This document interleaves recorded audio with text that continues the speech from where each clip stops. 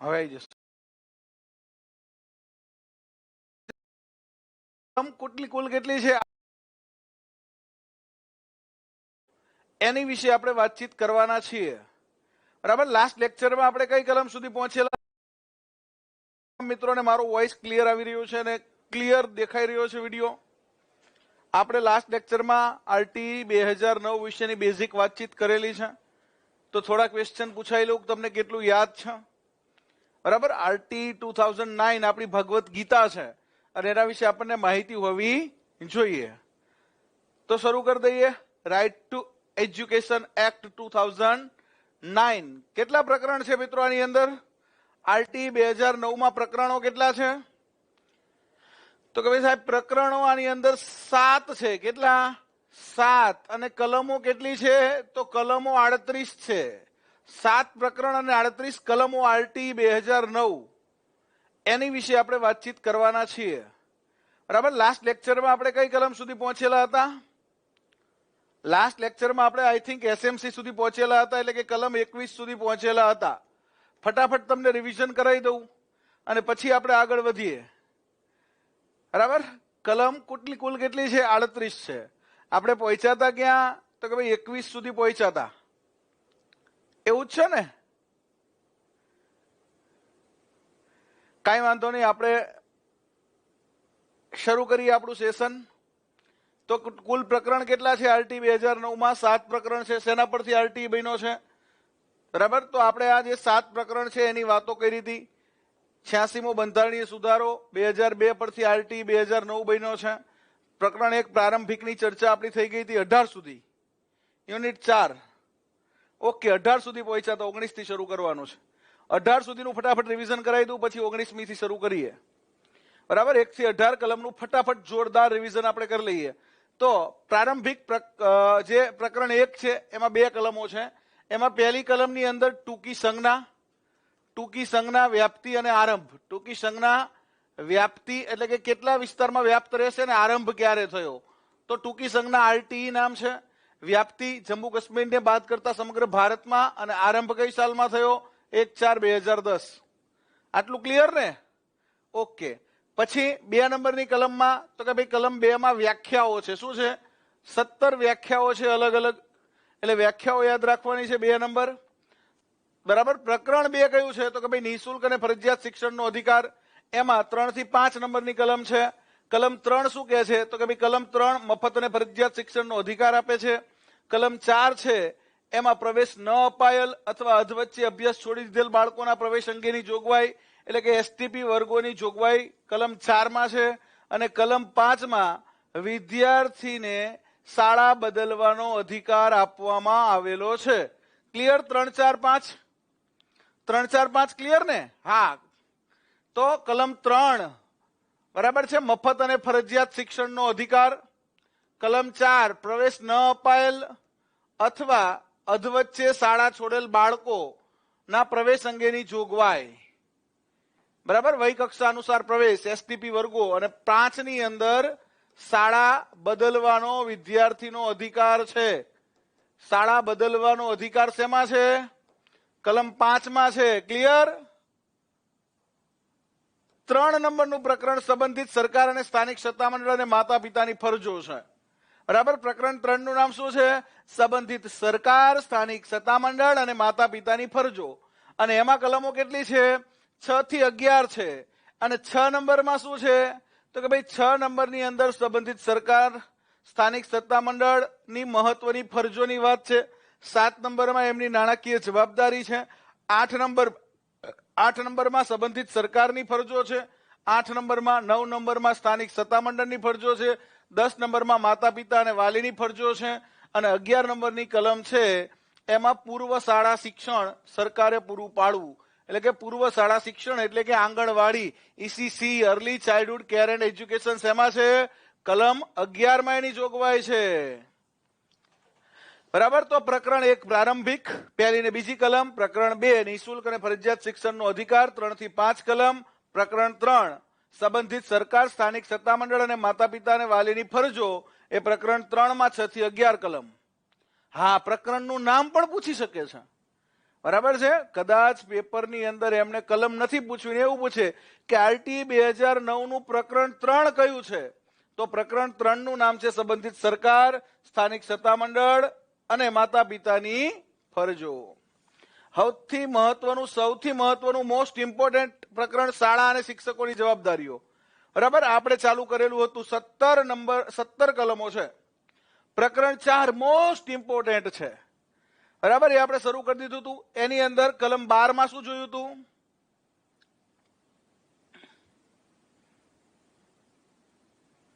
બરાબર, કલમ 12 માં શું જોયું હતું આપણે? તો કલમ 12 ની અંદર વાત કરી હતી શાળાની જવાબદારીઓ. એમાંય ખાનગી શાળામાં 25% નબળા વર્ગના બાળકો. 13 માં શું જોયું હતું? તો કે ભાઈ વધારાની કેપિટેશન ફી, ઇન્ટરવ્યુ અને કસોટી ઉપર પ્રતિબંધ. કલમ 13 મોસ્ટ ઇમ્પોર્ટન્ટ. કલમ 14 માં શું જોયું હતું? તો કે ભાઈ કલમ 14 માં પ્રવેશ માટે ઉંમરની સાબિતી. કલમ 15, તો 15 ની અંદર જોયું હતું આપણે પ્રવેશની ના પાડવી નહીં, કોઈ પણ સમયે વિદ્યાર્થીને પ્રવેશ આપવાનો છે. 16 ની અંદર શું જોયું હતું? તો 16 ની અંદર નો ડિટેન્શન પોલિસી, વિદ્યાર્થીને નાપાસ કરવો નહીં, એકને એક વર્ગમાં રોકી રાખવો નહીં, વર્ગ બઢતી અટકાવી નહીં. અને 17 નંબરમાં વિદ્યાર્થીને શારીરિક કે માનસિક શિક્ષા કરવી નહીં. અને 18 નંબરમાં જોયું હતું કે માન્યતા પ્રમાણપત્ર વિના શાળા શરૂ કરવી નહીં. ક્લિયર? 18 સુધીની કલમો આપણે રિવિઝન કરી લીધી છે, બધી આપણને યાદ છે. બરાબર, સારી રીતે તમે બધી કલમો રેકોગ્નાઇઝ કરી શક્યા છો, યાદ કરી શક્યા છો. કરશો ને યાદ બધી? 18 સુધીની મેં તમને યાદ કરાવી દીધી છે ભાઈ. માન્યતા પ્રમાણપત્ર વિના મેળવ્યા વિના શાળા સ્થાપવી નહીં, અને સ્થાપી તો દંડ થશે 1 લાખ રૂપિયાનો. માન્યતા પ્રમાણપત્ર વિના શાળા શરૂ કરો તો કેટલો દંડ છે? 1 લાખનો દંડ છે. અને પછી પણ ચાલુ રાખો તો 1 દિવસના 10,000 નો દંડ છે. આ બધું જ આપણે ભણી ગયા છીએ. બરાબર, લેક્ચર તમે 1 વાર 2 વાર 3 વાર જોશો એટલે બધી જ કલમો યાદ રહી જશે. આ મારી ગેરંટી છે. આરટીઈ ની અંદર તમે ક્યાંય પાછા પડશો નહીં. આમાંથી કદાચ મહત્વની તો 10-12 કલમો છે, પણ મેં તમને બધી યાદ રખાઈ. કદાચ અઘરું પેપર આવે તો. હા, આપણે તો હવે ટેટ-ટાટની પરીક્ષા આંદોલન કરીને લાવવાની છે, એટલે કદાચ જ્યારે આંદોલન થાય ને ત્યારે પેપર અઘરું આવે. આ એક માનસિકતા છે. જ્યારે તમે સરકાર ઉપર પ્રેશર લાઈન પરીક્ષા લાવો ને ત્યારે પેપર અઘરું આવે. કોન્સ્ટેબલમાં આપણે બહુ પ્રેશર લાયા તો સરકારે પેપર કેવું કાઢ્યું તમને ખબર છે? MPSW વાળા આંદોલન કર્યા, કેવું પેપર આવ્યું તમને ખબર છે? જ્યારે આંદોલન થાય ત્યારે પેપર અઘરું આવે. આ વાસ્તવિકતા છે. એટલે પેપર અઘરું આવશે, ભલે અઘરું આવે પણ આવવું જોઈએ. અને અઘરું આવે તોય આપણે ક્યાંય પાછા પડવાના નથી. ભૂકા કાઢી નાખવાના છે. આવડશે ને બધાને? ક્યાંય તકલીફ નહીં પડે ને? હા સાહેબ, કે તકલીફ ના પડે, ભૂકા કાઢી નાખીએ. કાઢશો ને ભૂકા? ચલો, તો માન્યતા પછી શરતો ભંગ થાય તો માન્યતા પાછી. બાળકોને નજીકની શાળામાં દાખલ, માન્યતા તમને મળી ગયા પછી સરકારના જે નિયમો છે, સરકારની જે શરતો છે, આરટી 2009 છે, આપણો એક્ટ છે, આરટી રૂલ્સ 2012 છે, અને મુંબઈ પ્રાથમિક શિક્ષણ અધિનિયમ 1947 છે, મુંબઈ પ્રાથમિક શિક્ષણ વિનિયમો 1949 છે. આનો ભંગ થાય, આનું પાલન ન થાય તો પણ શાળાની મંજૂરી પાછી ખેંચાય, આવી જોગવાઈ છે. પ્રથમવાર ₹1 લાખનો દંડ છે ભૈયા. કેટલો દંડ છે? 1 લાખનો દંડ જો માન્યતા પ્રમાણપત્ર મેળવ્યા વિના શાળા શરૂ કરી તો. આપણે આગળ ભણ્યા હતા. બરાબર, માન્યતા પાછી ખેંચ્યા બાદ જો શાળા ચાલુ રહે તો 1 દિવસનો 10,000 નો દંડ છે. કોર્પોરેશનમાં પ્રાથમિક શાળાને માન્યતા માટે ડીઓ પ્રોસિજર કરશે. ગ્રામ્ય વિસ્તારમાં પ્રાથમિક શાળાને માન્યતા માટે ડીપીઓ પ્રોસિજર કરશે, એટલે કે જિલ્લા શિક્ષણ સમિતિ. હાઈસ્કૂલને માન્યતા ઓનલાઈન ફોર્મ દ્વારા ગુજરાત સરકારનું માધ્યમિક શિક્ષણ બોર્ડ. હવે મંજૂરી માટે આટલી સુવિધાઓ નક્કી કરેલી છે સરકારે. બરાબર છે? કેટલી સુવિધાઓ જોઈએ આવામાંથી પ્રશ્નો પૂછાય છે. બરાબર છે? આ પ્રશ્નો ખાસ પૂછાય છે તો ખાસ યાદ રાખવાના છે.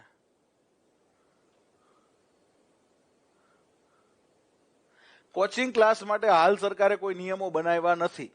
બરાબર, કોઈ પણ વ્યક્તિ કોઈ પણ પ્રકારનું પાટિયું મારીને કોચિંગ ક્લાસ શરૂ કરી દે. સરકારે એમાં ખરેખર નિયમો બનાવવા જોઈએ કે ભાઈ ક્વોલિફાઈડ વ્યક્તિ જ કોચિંગ ક્લાસ શરૂ કરે, કે જે વ્યક્તિએ પરીક્ષા પાસ કરી હોય ને એ ભણાવે તો વધારે સારું. એમ જેને ખબર જ નથી ટેટ ટાટ શું છે, જેને કોઈ દિવસ ટેટ ટાટ આપી જ નથી, જેને શિક્ષણ શું છે એ ખબર જ નથી એ લોકો ટેટ ટાટનું કોચિંગ આપે છે. એટલે કોચિંગ માટે પણ ખરેખર સરકારે આવું લાવવું જોઈએ કે આટલી ક્વોલિફિકેશન હોય, આવી એલિજિબિલિટી હોય ને એ જ કોચિંગ આપે તો વધારે બેટર રહે એમ. બાકી તો કેવું છે, કોઈનું લેક્ચર જોઈને સીધું પછી હવે પીપીટીમાં આખું લખીને આવી જવાનું અને આખે આખું વાંચી જવાનું. તો એ શિક્ષણ નથી. એજ્યુકેશન શું છે, આ કદાચ પીપીટી ના હોય તો તમને આ બધી જ વસ્તુ હું મોઢે પણ ભણાવી જ દઉં છું. આ પીપીટી હવે એવું છે કે ભાઈ પીપીટી નો ક્રેઝ છે એટલે બાકી આ પીપીટી ની કોઈ જરૂર નથી. આરટી ની 38 કલમ સાથે પ્રકરણ તમને ઓરલી હું ભણાવી જ શકું છું અને એવું કોઈ ગુજરાતમાં નહીં ભણાવી શકે. બરાબર, બધા પીપીટી લઈને આવશે ને વાંચી જશે ને એમ કહેશે કે અમે ભણાવી દીધું. પણ એ યાદ ના રહે. યાદ રાખવા માટે ટીચિંગ લર્નિંગ પ્રોસેસ થવી જોઈએ. કારણ કે તમે બીએડ કર્યું છે, મેં બીએડ કર્યું છે, તમારી અંદર શિક્ષક છે, મારી અંદર શિક્ષક છે, અને શિક્ષક મને એવું કહે છે ખરેખર શિક્ષણની જે પ્રક્રિયા છે ને આ રીતે થવી જોઈએ. બાકી તો સાહેબ મેં ડેપ્થમાં ભણાયું, ડેપ્થમાં પણ વાંચીને ભણાયું. તે ડેપ્થમાં ભણાયું, તને આવડતું નતું, તું આવીને બધી આખી પીપીટી વાંચી ગયો. એ ભણાયું ના કહેવાય, એ વાંચ્યું કહેવાય. ભણાયું કેને કહેવાય? ઓરલી જે વસ્તુ તમે બોલો છો, બરાબર, અને ઓરલી તમે એને ડિફાઇન કરો છો, એક્સપ્લેન કરો છો, એને કહેવાય.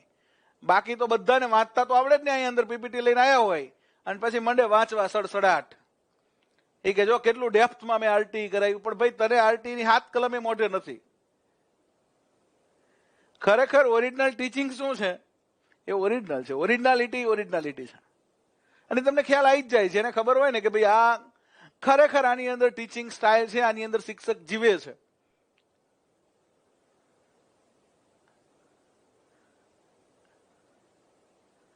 હા, અધ્યયન અને અધ્યાપન. અધ્યયન એટલે શીખવું. તમારે અધ્યયન કરવાનું છે, મારે અહીંથી અધ્યાપન કરવાનું છે. પણ બંને માટે આ વસ્તુ જરૂરી છે. ટીચિંગ લર્નિંગ જે પ્રોસેસ છે એ થવી જરૂરી છે, તો જ મજા આવશે. તો આરટીઈ અને આરટીઈ ના રિલેટેડ પ્રશ્નો ટેટ ટાટની પરીક્ષામાં આવે છે. આપણો એક પણ પ્રશ્ન ખોટો પડવાનો નથી. હા, ખોડીદાસ ઝાલોડિયા પણ એ જ રીતે ભણાવે, તમને એ વેમાં જ ભણાવે. કારણ કે એને તો મનોવિજ્ઞાનમાં પીએચડી કર્યું છે અને એની અંદર શિક્ષક જીવે છે ને. સાહેબ પોતે 11-12માં શિક્ષક છે ગવર્મેન્ટમાં. એટલે ખોડીદાસ ઝાલોડિયા સાહેબમાં શિક્ષક જીવે છે. હા, અને મારો ભૂતકાળ એ શિક્ષકનો છે. બહુ વર્ષો સુધી શિક્ષણમાં કામ કર્યું છે. બરાબર, અત્યારે હું શિક્ષણમાં જ અધિકારી છું, શિક્ષણ વિભાગમાં જ. એટલે શિક્ષક તો આપણી અંદર જીવતો જ રહે ને. અમારા બ્લડમાં ટીચિંગ છે. શું કહેવાય ને? બ્લડમાં ટીચિંગ છે, બ્લડમાં. તો શાળામાં સુવિધાઓ શું હોવી જોઈએ? દરેક શિક્ષક માટે એક વર્ગખંડ હોવો જોઈએ. જેટલા શિક્ષક એટલા વર્ગખંડ. આ નિયમ આરટીએ કરેલો છે કે ભાઈ શાળાની અંદર મહેકમ છે 10 નું, તો 10 વર્ગખંડ શિક્ષકો માટેના, એક આચાર્ય માટેનો વર્ગખંડ 11. મિનિમમ 11 વર્ગખંડ હોવા જોઈએ. કેટલા હોવા જોઈએ? 11 વર્ગખંડો હોવા જોઈએ. બરાબર. વિદ્યાર્થીને ભણવા માટે બેસવાની 8 ચોરસ ફૂટ જગ્યા. પર સ્ટુડન્ટ કેટલી જગ્યા નક્કી કરેલી છે આપણે? પર સ્ટુડન્ટ 8 ચોરસ ફૂટ જગ્યા હોવી જોઈએ. પ્રાઇમરીમાં કેટલા બાળકો હોય? 1 થી 5માં 30 બાળકો હોય. 1 થી 5 ની શાળા હોય તો કેટલા બાળકો હોય? તો કે ભાઈ વર્ગ દીઠ 30 બાળકો. તો 30 ગુણ્યા 8, 8 તરી 24, 240 સ્ક્વેર ફૂટ. ગુણ્યા શિક્ષકની કેટલી? તો કે ભાઈ વત્તા શિક્ષકની 60 સ્ક્વેર ફૂટ. એટલે કે મિનિમમ 300 સ્ક્વેર ફૂટનો વર્ગખંડ પ્રાઇમરી લેવલે હોવો જોઈએ. મિનિમમ 300 સ્ક્વેર ફૂટનો વર્ગખંડ પ્રાઇમરી લેવલે હોવો જોઈએ. જો આવો પ્રશ્ન પૂછે છે પ્રાથમિક શાળામાં મિનિમમ કેવડો વર્ગખંડ હોવો જોઈએ? તો પ્રાથમિક શાળામાં લઘુત્તમ 300 સ્ક્વેર ફૂટનો વર્ગખંડ હોવો જોઈએ. અધ્યાપન કાર્ય માટે 60 ચોરસ ફૂટની જગ્યા જોઈએ. અધ્યાપન કાર્ય એટલે કે શિક્ષકને ભણાવવા માટે નાનું એવું સ્ટેજ જોઈએ, થોડું હલનચલન કરીને ભણાવી શકે. બરાબર. મોટું બોર્ડ જોઈએ, બોર્ડની આજુબાજુમાં 5 ફૂટ 7 ફૂટ જગ્યા જોઈએ. એટલે કે 300 ચોરસ ફૂટ તો જોઈએ જ. એક વિદ્યાર્થી દીઠ કેટલી કીધી છે? 8 ચોરસ ફૂટ. શિક્ષકની કેટલી કીધી છે? 60 ચોરસ ફૂટ.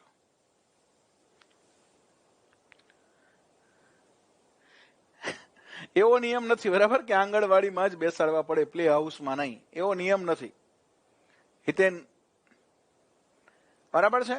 પણ હું એવું કહું છું કે ભાઈ હવે બાલ વાટિકા ફરજિયાત કરાવજો. પહેલાનું ધોરણ છે ને એ બાલ વાટિકા ગુજરાત સરકાર લાવે છે. એટલે 5 વર્ષે બાલ વાટિકામાં લઈ લેવાનો. ભલે તમે શરૂઆતમાં પ્લે હાઉસમાં મૂક્યો છે, પણ બાલ વાટિકા કરાવજો બાળકને.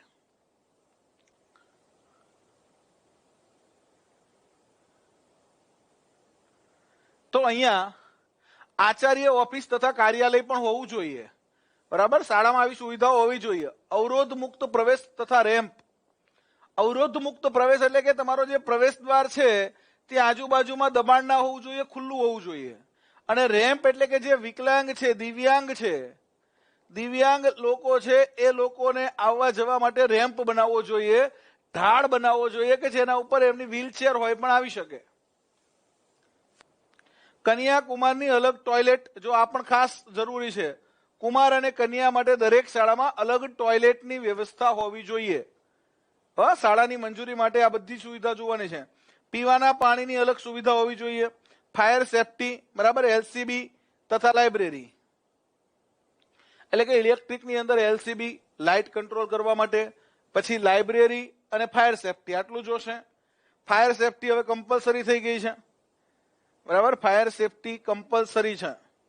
શાળા બિલ્ડિંગને ફરતે દિવાલ હોવી જોઈએ, કમ્પાઉન્ડ વોલ. બરાબર, કમ્પાઉન્ડ વોલ કમ્પલસરી છે. કમ્પાઉન્ડ વોલ હોવી જોઈએ, ખુલ્લી શાળા નહીં ભાઈ. રમત ગમતના સાધનો શાળામાં હોવા જોઈએ. 250 વિદ્યાર્થીએ 1 એકરનું રમત ગમતનું મેદાન જોઈએ. બરાબર, પ્રાઇમરીની અંદર મેદાનની જોગવાઈ આવી છે. એલસીબી એટલે લાઇટો જે આપણી છે ને એના માટે એલસીબી લગાવે, એમસીબી એલસીબી સ્વિચ લગાવે. બરાબર, એની વાત છે અહીંયા. એમસીબી એલસીબી સ્વિચ લગાવે ને, આવી એક સ્વિચ લગાવે કે લાઇટમાં શોર્ટ સર્કિટ ના થાય એના માટેની આ સ્વિચ છે, ઇલેક્ટ્રિસિટી માટેની. હા, બાલ વાટિકા હવે બધે આવશે. બરાબર, બાલ વાટિકા પહેલાનું ધોરણ બાલ વાટિકા કહેવાશે. પહેલા ધોરણમાં દાખલ થયા પહેલા બાલ વાટિકા કરીને આવવાનું છે. એટલે પહેલા ધોરણમાં પ્રવેશ માટે બાલ વાટિકા જરૂરી બનશે. એટલે બાલ વાટિકામાં તમારે નામ નોંધાઈ દેવાનું છે. પહેલાનું ધોરણ એટલે બાલ વાટિકા. ચલો, હવે 250 વિદ્યાર્થીએ 1 એકર રમત ગમતનું મેદાન. બરાબર, આવી આપણી પ્રાથમિક શાળામાં જોગવાઈ છે. માધ્યમિક શાળા તમારે શરૂ કરવી હોય તો માધ્યમિક શાળામાં રમતના મેદાનની જોગવાઈ આવી છે કે જો શહેરી વિસ્તાર હોય તો 800 ચોરસ મીટર અને ગ્રામ્ય વિસ્તાર હોય તો 1200 ચોરસ મીટર.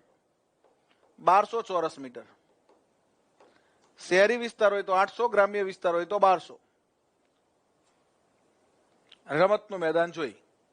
અને પ્રાઇમરીમાં તો કે 250 વિદ્યાર્થી સુધી 1 એકર, પછી વધે તો મેદાન મોટું કરવાનું છે. ચલો, હવે આટલે સુધી ઓકે. પૂર્વ પ્રાથમિક શિક્ષણ એટલે બાલ વાટિકા. બરાબર, પૂર્વ પ્રાથમિક શિક્ષણ એટલે pre primary education. Pre PTC જે લોકો કરે એને નથી મૂકતા. પૂર્વ શાળા પૂર્વનું શિક્ષણ એટલે કે શાળામાં દાખલ થયા પહેલા બાલ વાટિકા ભણીને આવે, જુનિયર કેજી સિનિયર કેજી કરીને આવે, નર્સરી કરીને આવે, પ્લે ગ્રુપમાં ભણીને આવે, બધું બાલ મંદિર. ટૂંકમાં બાલ વાટિકા એટલે બાલ મંદિર. હા, તમારા પ્રશ્નો માટે હું છેલ્લે સમય આપીશ. અત્યારે આપણે પહેલા આગળ વધીએ હવે આરટીઈમાં. બરાબર, છેલ્લે હું 10 મિનિટ તમારા માટે રાખીશ. ચલો, 19 નંબરની આપણી જે કલમ છે, આરટીઈ 2009 ની કલમ 19 છે.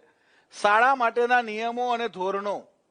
શાળાએ અમુક નિયમો અને ધોરણો પાળવાના છે, એને ફોલો કરવાના છે. 5 વર્ષ પૂરા થાય એટલે બાલ વાટિકામાં દાખલ થાય, 6 વર્ષ પૂરા થાય એટલે શાળામાં દાખલ થાય. આવું યાદ રાખવાનું દીપ્તિ. 5 વર્ષ પૂરા થાય એટલે બાળકને શાળાએ બાલ વાટિકામાં મોકલવાનું છે.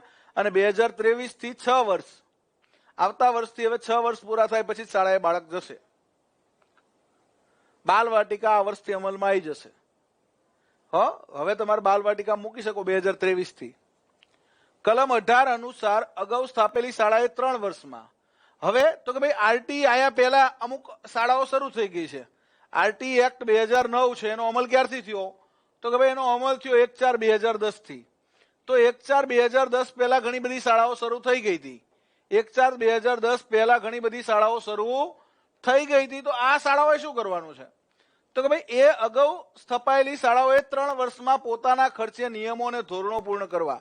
આરટીઈમાં જે નિયમો અને ધોરણો નક્કી કર્યા છે એ 3 વર્ષમાં પૂર્ણ કરવાના છે.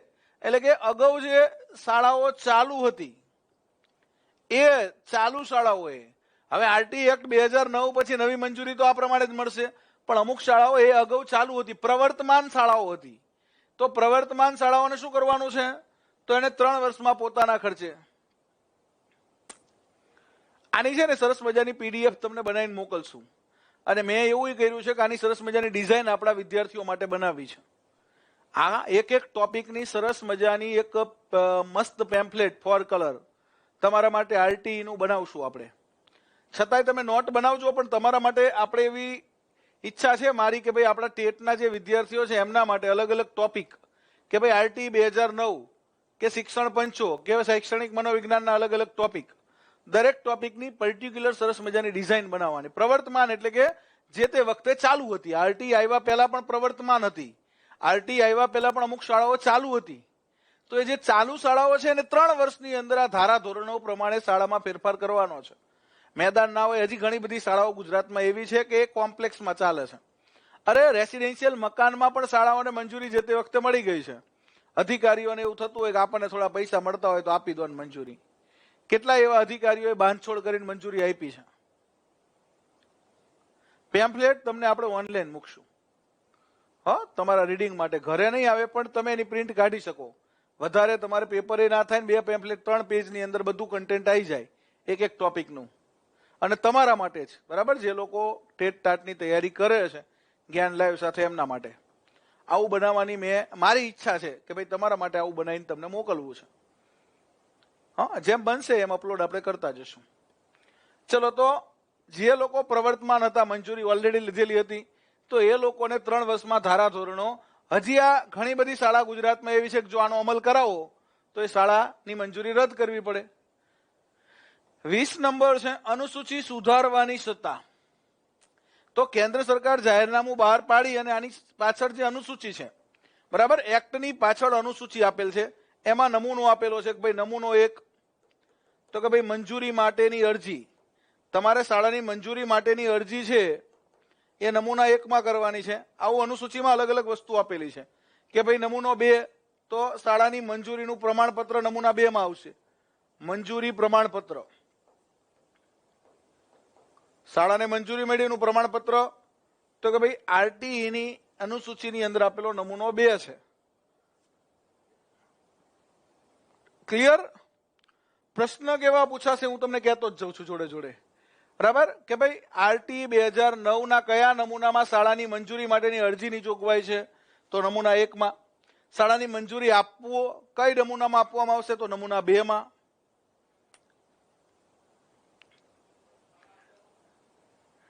ચલો, હવે મહત્વની કલમ 21, શાળા સંચાલન સમિતિ. અનુસૂચિ એટલે એક્ટ પાછળ જોડવામાં આવેલા વધારાના પેજ, બરાબર છે?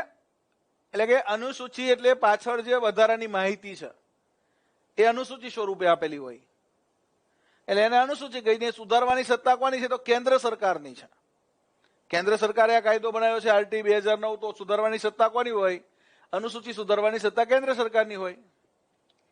આ પેમ્ફલેટ બનાશે એટલે આપણે મૂકતા જશું, બરાબર. હાલ આપણે તમને મેં કીધું કે ભાઈ હું બનાવરાઈશ એટલે તમારા માટે ધીમે ધીમે બનશે. હો, પણ બનશે ચોક્કસ બેટા, અને તમને મળશે ચોક્કસ, એ મારી જવાબદારી છે. હા, બાકી આ પીડીએફ તો અત્યારે જ મળી જાય છે તમારે નોટબુક બનાવી હોય તો. હા, એનેક્સ્ચર પણ કહેવાય. અનુસૂચિને આપણે એનેક્સ્ચર કહીએ ઇંગ્લિશમાં, ગુજરાતીમાં અનુસૂચિ કહીએ. એનેક્સ્ચર એટલે પાછળ જોડેલું બિડાણ જેવું ટૂંકમાં. આ બધાને લાગુ પડે છે, બધી શાળાને. ખાલી એક પ્રાઇવેટ શાળાએ એસએમસી બનાવવાની નથી, બાકી પ્રાઇવેટ શિક્ષકો અને પ્રાઇવેટ શાળાને આરટીઈ તો લાગુ પડે જ, પણ આ એસએમસી માંથી એને છૂટ આપેલી છે. તો કલમ 21 શાળા સંચાલન સમિતિ, એસએમસી, જેને ઇંગ્લિશમાં કહીએ છીએ સ્કૂલ મેનેજમેન્ટ કમિટી. આ એસએમસી પહેલા કઈ જોગવાઈ હતી? એસએમસી જે છે આરટીઈ ની અંદર આવી. આ એસએમસી પહેલા શું હતું? શાળા કક્ષાએ પહેલા કઈ આવું હતું? સમિતિ હતી? કોઈ જાણતા હોય તો મને કહેજો. એસએમસી તો છે જ, બરાબર. મેં તો એસએમસી બનાવેલી છે ને એસએમસી પહેલા કામ કરેલું છે. તો એસએમસી પહેલા શું હતું? કલમ 2 વ્યાખ્યાઓ, એમાં 4 પ્રાઇવેટ શાળા સિવાયની તમામ શાળાઓને એસએમસી બનાવવી પડશે. પ્રાઇવેટ શાળાને એસએમસી બનાવવાની નથી. પ્રાઇવેટ શાળાને એસએમસી માંથી મુક્તિ આપી છે. પ્રાઇવેટ શાળાને એસએમસી લાગુ પડશે નહીં. હા, તો એસએમસી શું છે? તો એસએમસી સ્કૂલ મેનેજમેન્ટ કમિટી છે. આરટી એક્ટ 2009 ની કલમ 21 ની અંદર એસએમસી ની જોગવાઈ કરી. એસએમસી આવ્યું ત્યારે એના વિરોધમાં દિલ્હી ખાતે આંદોલન કરેલું ઓલ ઇન્ડિયા ટીચર્સ ફેડરેશને. બરાબર. એ પહેલા વીઈસી હતી. વીઈસી વિલેજ એજ્યુકેશન કમિટી હતી. વીઈસી પછી એમટીએ હતું, મધર્સ ટીચર્સ એસોસિએશન. પછી પીટીએ હતું, પેરેન્ટ્સ ટીચર્સ એસોસિએશન. પછી એક વીસીડબ્લ્યુસી હતી, વિલેજ સિવિલ વર્ક્સ કમિટી. આવી 4 સંસ્થાઓ હતી. એસએમસીઆઈ એ પહેલા આવી 4 સંસ્થાઓ હતી. ભરતકુમાર સાચું છે, એમટીએ પીટીએ હતી. જે એસએમસી છે એના જેવી કમિટી હતી વીસી, વિલેજ એજ્યુકેશન કમિટી. એની જગ્યાએ એસએમસી આવી. એટલે એસએમસી કોની જગ્યાએ આવી? તો એસએમસી વીસી ની જગ્યાએ એસએમસી આવી. આવો પ્રશ્ન પૂછે કદાચ તો અઘરો પ્રશ્ન પડે, કોઈને નહીં આવડે. બરાબર. કારણ કે આ જેણે કામ કર્યું હોય એને જ ખબર હોય ને, શિક્ષક તરીકે, આચાર્ય તરીકે. અને મેં 15 વર્ષ આચાર્ય તરીકે કામ કર્યું છે. કેટલા વર્ષ? 15 વર્ષ.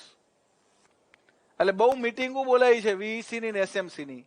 વિલેજ એજ્યુકેશન કમિટી આવી કમિટી હતી વીસી, એની જગ્યાએ SMC school management committee RT act 2009 ની કલમ 21 અન્વયે આવી.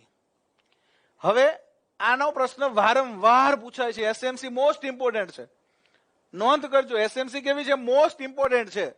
અહીંથી પ્રશ્ન આવશે મોસ્ટ આઈએમપી. એસએમસી નો પ્રશ્ન દરેક એક્ઝામમાં હોય અને હોય.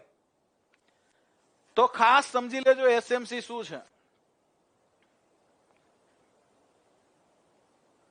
હા, તો હવે એસએમસી ડિટેલમાં તમને સમજાવું છું.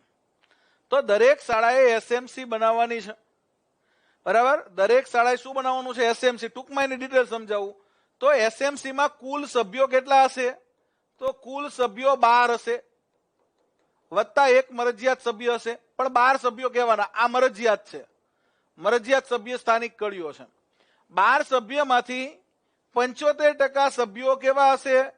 75% સભ્યો વાલીમાંથી હશે, વાલીમાંથી, વિદ્યાર્થીના.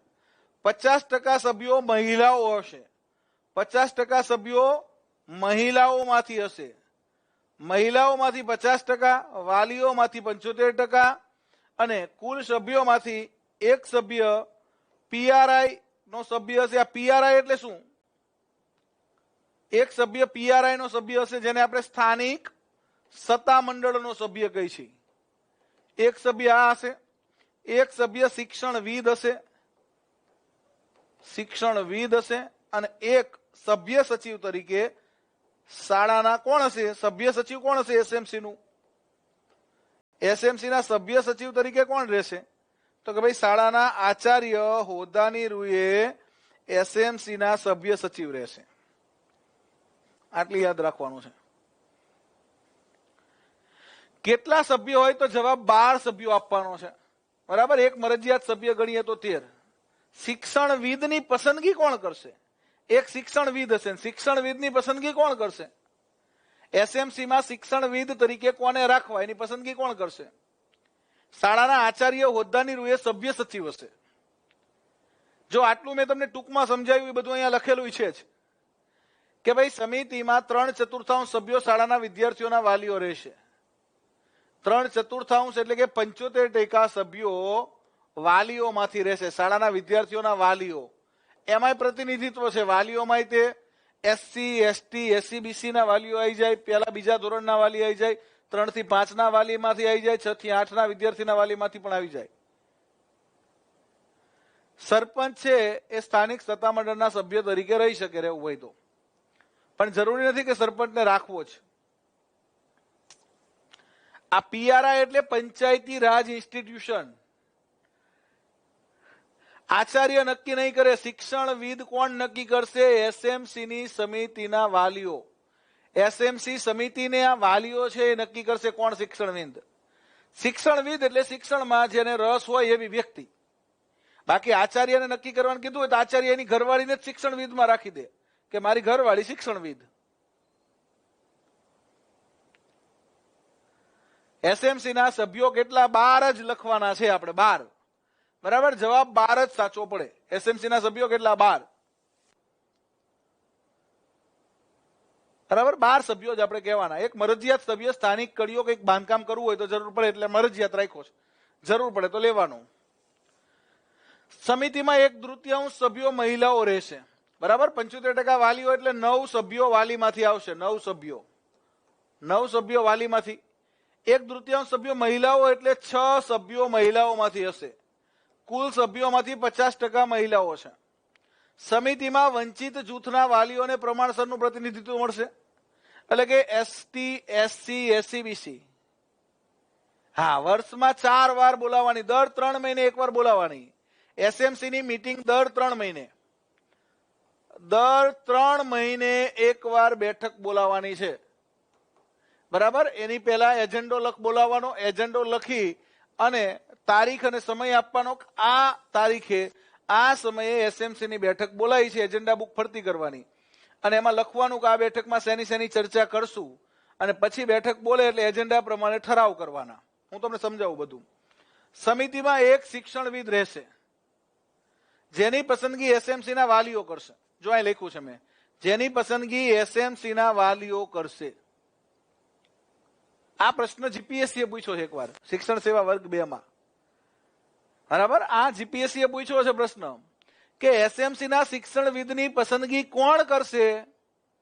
મોટા ભાગના એવું હોય કે આચાર્ય કરશે, પણ આચાર્ય નહીં કરે. કોણ કરશે? એસએમસી ની સમિતિમાં રહેલા વાલીઓ. સમિતિમાં એક સ્થાનિક સત્તામંડળનો સભ્ય રહેશે, એટલે કે પીઆરઆઈ સભ્ય. મેં કીધું ને, પીઆરઆઈ એટલે પંચાયતી રાજ ઇન્સ્ટિટ્યુશન. પીઆરઆઈ એટલે પંચાયતી, પી એટલે પંચાયતી, આર એટલે રાજ અને આઈ એટલે ઇન્સ્ટિટ્યુશન. પંચાયતી રાજ ઇન્સ્ટિટ્યુશન માંથી, એટલે કે સ્થાનિક સત્તા મંડળ. અહીંયા શબ્દ વાપરે છે પીઆરઆઈ. એસએમસી ની બેઠક વર્ષમાં 4 વાર બોલાવવાની છે. એમાં એને ભણેલો હોવો જોઈએ શિક્ષણવિદ એવું જરૂરી નથી. થોડું ઘણું ભણ્યો હોય તોય ચાલે, નિવૃત્ત શિક્ષક હોય તોય ચાલે. જેને શિક્ષણમાં રસ છે ને શિક્ષણ પાછળ સમય આપી શકે છે ને એવી વ્યક્તિ જોઈ. એવું જરૂરી નહીં કે બહુ ભણેલી વ્યક્તિને રાખવી, પણ બહુ ભણેલો રહ્યો એ કોઈ દી શાળાએ જ ના આવે શું કરવાનું? જે શાળાએ આવી શકે, શાળાની પ્રવૃત્તિમાં રસ લઈ શકે, શાળાનું શિક્ષણ સુધરે એમાં એને રસ હોય એવી વ્યક્તિને શિક્ષણવિદ પસંદ કરવાનો. શાળામાં આચાર્ય સમિતિના સભ્ય સચિવ રહેશે. જો આ પ્રશ્ન પણ પૂછાય, એસએમસી ના સભ્ય સચિવ કોણ હશે? તો શાળાના આચાર્ય. કોઈ એક વાલી એસએમસી ના અધ્યક્ષ રહેશે. એસએમસી ના મેઇન અધ્યક્ષ હોય ને, અધ્યક્ષ હંમેશા વાલી માંથી જ રહેશે. શાળામાં વિદ્યાર્થીના વાલી માંથી જ એસએમસી ના અધ્યક્ષ બનશે. એસએમસી ના અધ્યક્ષ કોણ રહેશે? તો શાળામાં વિદ્યાર્થીના વાલી માંથી કોઈ એક વ્યક્તિ એસએમસી ના અધ્યક્ષ બનશે. ક્લિયર? એસએમસી ક્લિયર થઈ ગઈ કે નહીં? હા, પંચાયતી રાજ ની જોગવાઈ આપણે ત્યાં અનુચ્છેદ 40 બરાબર ડીપીએસપી માં છે કે દરેક ગામની અંદર એક ગ્રામ પંચાયત હોવી જોઈએ કે સ્થપાવી જોઈએ. તો અહીંયા પંચાયતી રાજ ઇન્સ્ટિટ્યુશનનો એક સભ્ય પણ લીધો છે કે ભાઈ ગામની અંદર કઈ રાજકીય કામ છે કે ગામમાં પંચાયતનું કંઈક કામ છે તો એક એનો સભ્ય આપણી પાસે છે એસએમસીમાં. એને કહી દે કે ભાઈ તું આ પંચાયતનું કામ પૂરું કરાવજે. આપણે શાળા ફરતે સફાઈ કરાવી છે પંચાયત દ્વારા, અથવા શાળાની આજુબાજુ કોઈ દબાણ કર્યું છે અને ફરિયાદ કરવી છે, તો પંચાયતી રાજ ઇન્સ્ટિટ્યુશનનો સભ્ય હશે એ તાત્કાલિક એ દબાણ દૂર કરાવશે. એસએમસી આખી ક્લિયર? એસએમસી કેટલા સભ્યોની હશે? 12 સભ્યોની.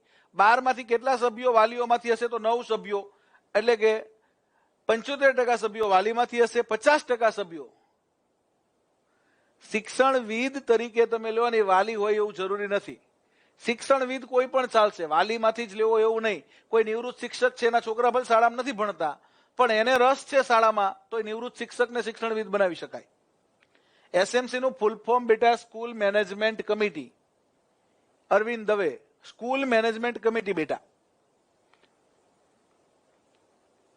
ક્લિયર છે? સમજાય છે? હું જે કહું છું આમાંથી એક પ્રશ્ન આવશે, આપણે એક પણ ભૂલ પડવી ના જોઈએ. બરાબર, સ્કૂલ મેનેજમેન્ટ કમિટી પેલા શું કહેવાતી? પેલા વીસી કહેવાતી, વિલેજ એજ્યુકેશન કમિટી.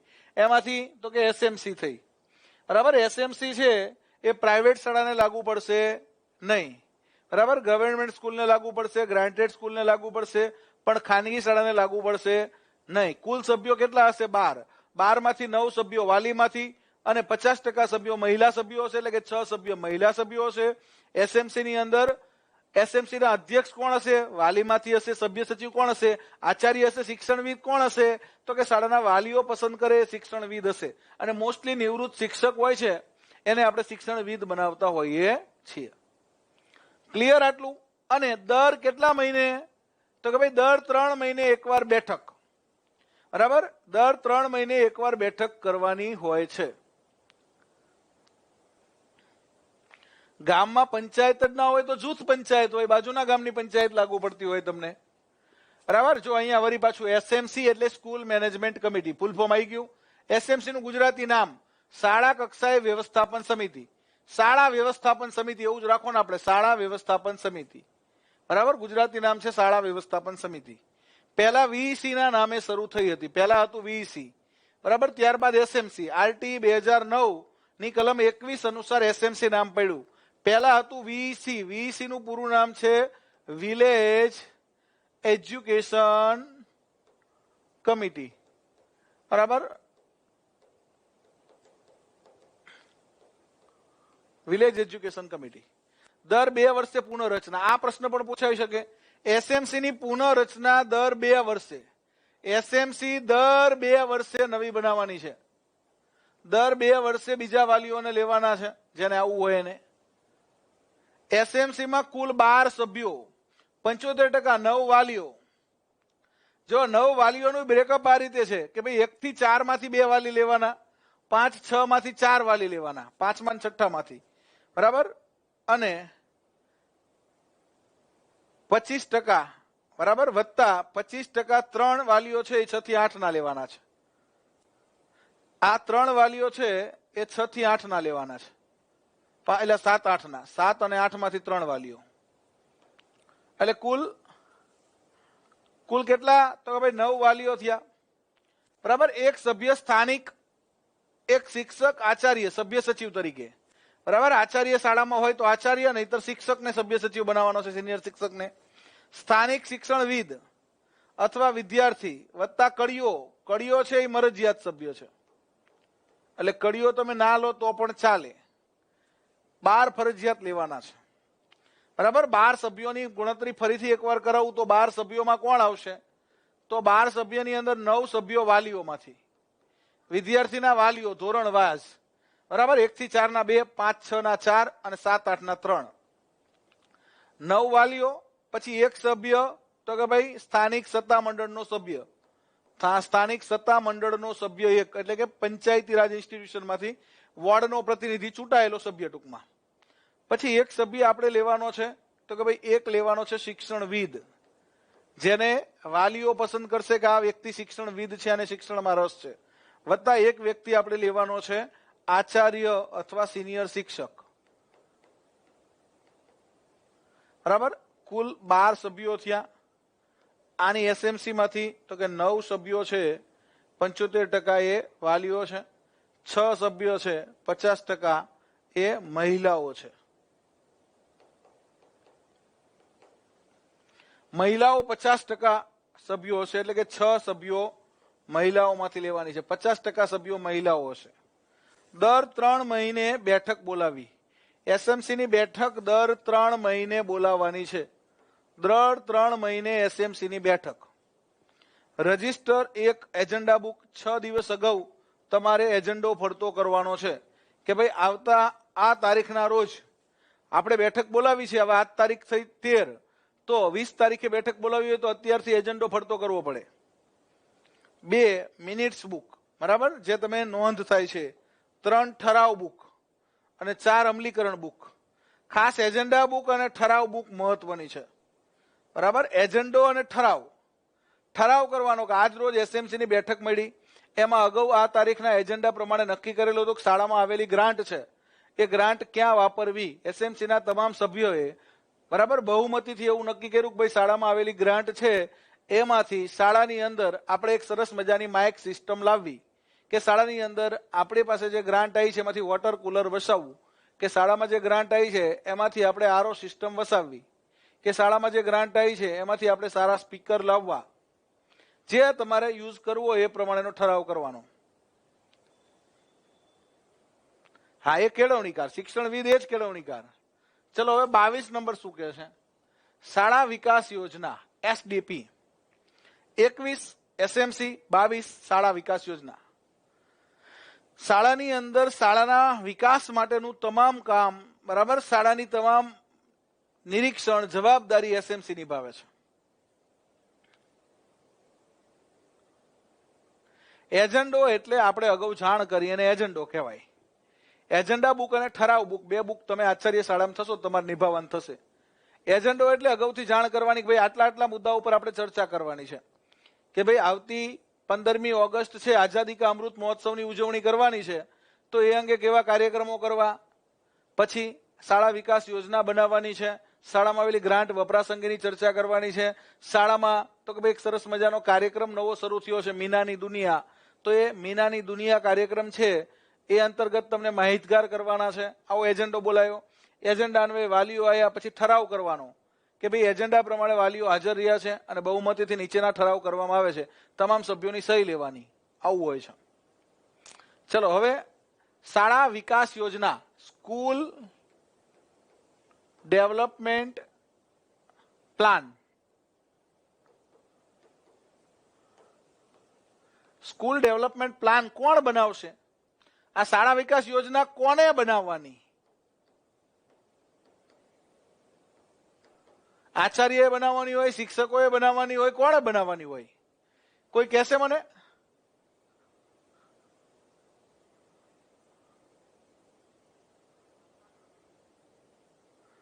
કોઈ પણ શાળામાં ગ્રાન્ટ કેટલી આવી છે ને અને કેમ નથી વપરાણી એ તમે RTIમાં પૂછી શકો. શાળાના આચાર્ય જઈને પૂછી શકો કે સાહેબ આપણે શાળામાં ગ્રાન્ટ આવી ક્યાં વાપરી છે. શાળાના SMCના સભ્યોને પૂછ્યા વિના ગ્રાન્ટ વપરાતી નથી. ગ્રાન્ટ વાપરવા માટે ચેકમાં એક SMCના મહિલા સભ્ય અને આચાર્ય બંનેની સહી હોય ને ત્યારે SMC બનાવવાની જવાબદારી શાળાની છે, બરાબર. શાળાના આચાર્યએ આખા ગામના જે લોકો છે, જેના બાળકો શાળામાં ભણે છે, એમને બધાને બોલાવી અને SMCની રચના કરવાની છે, SMCની સમજ આપવાની છે. એટલે શાળાની ગ્રાન્ટ વપરાશ પણ SMC જ કરે છે, સ્કૂલ મેનેજમેન્ટ કમિટી.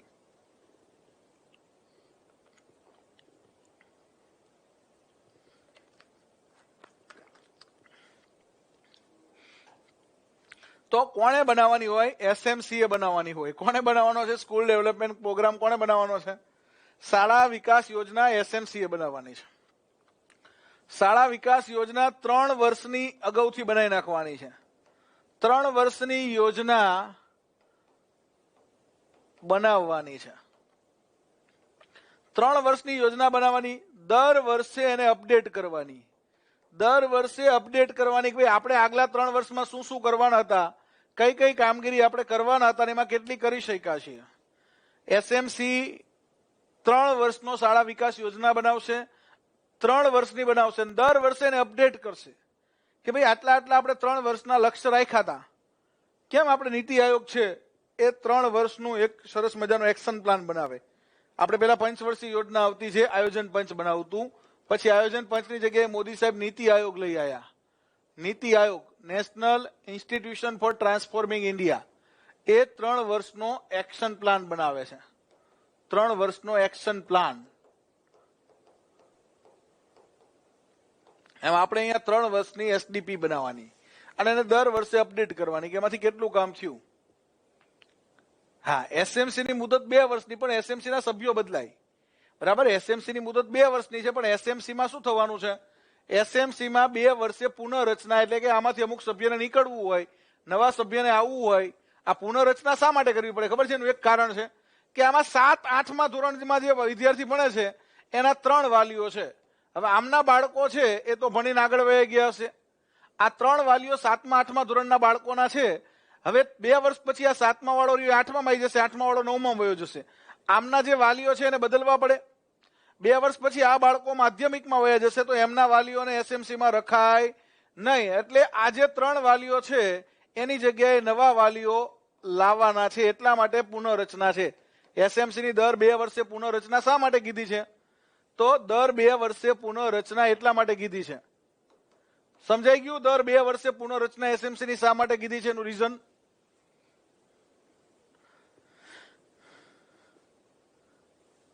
1 જાન્યુઆરી 2015 થી નીતિ આયોગની સ્થાપના થઈ છે.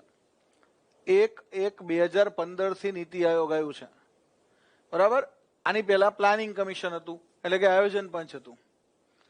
હા, SDP નું ફૂલ ફોર્મ છે સ્કૂલ ડેવલપમેન્ટ પ્લાન, શાળા વિકાસ યોજના. 3 વર્ષની બનાવવાની, દર વર્ષે અપડેટ કરવાની.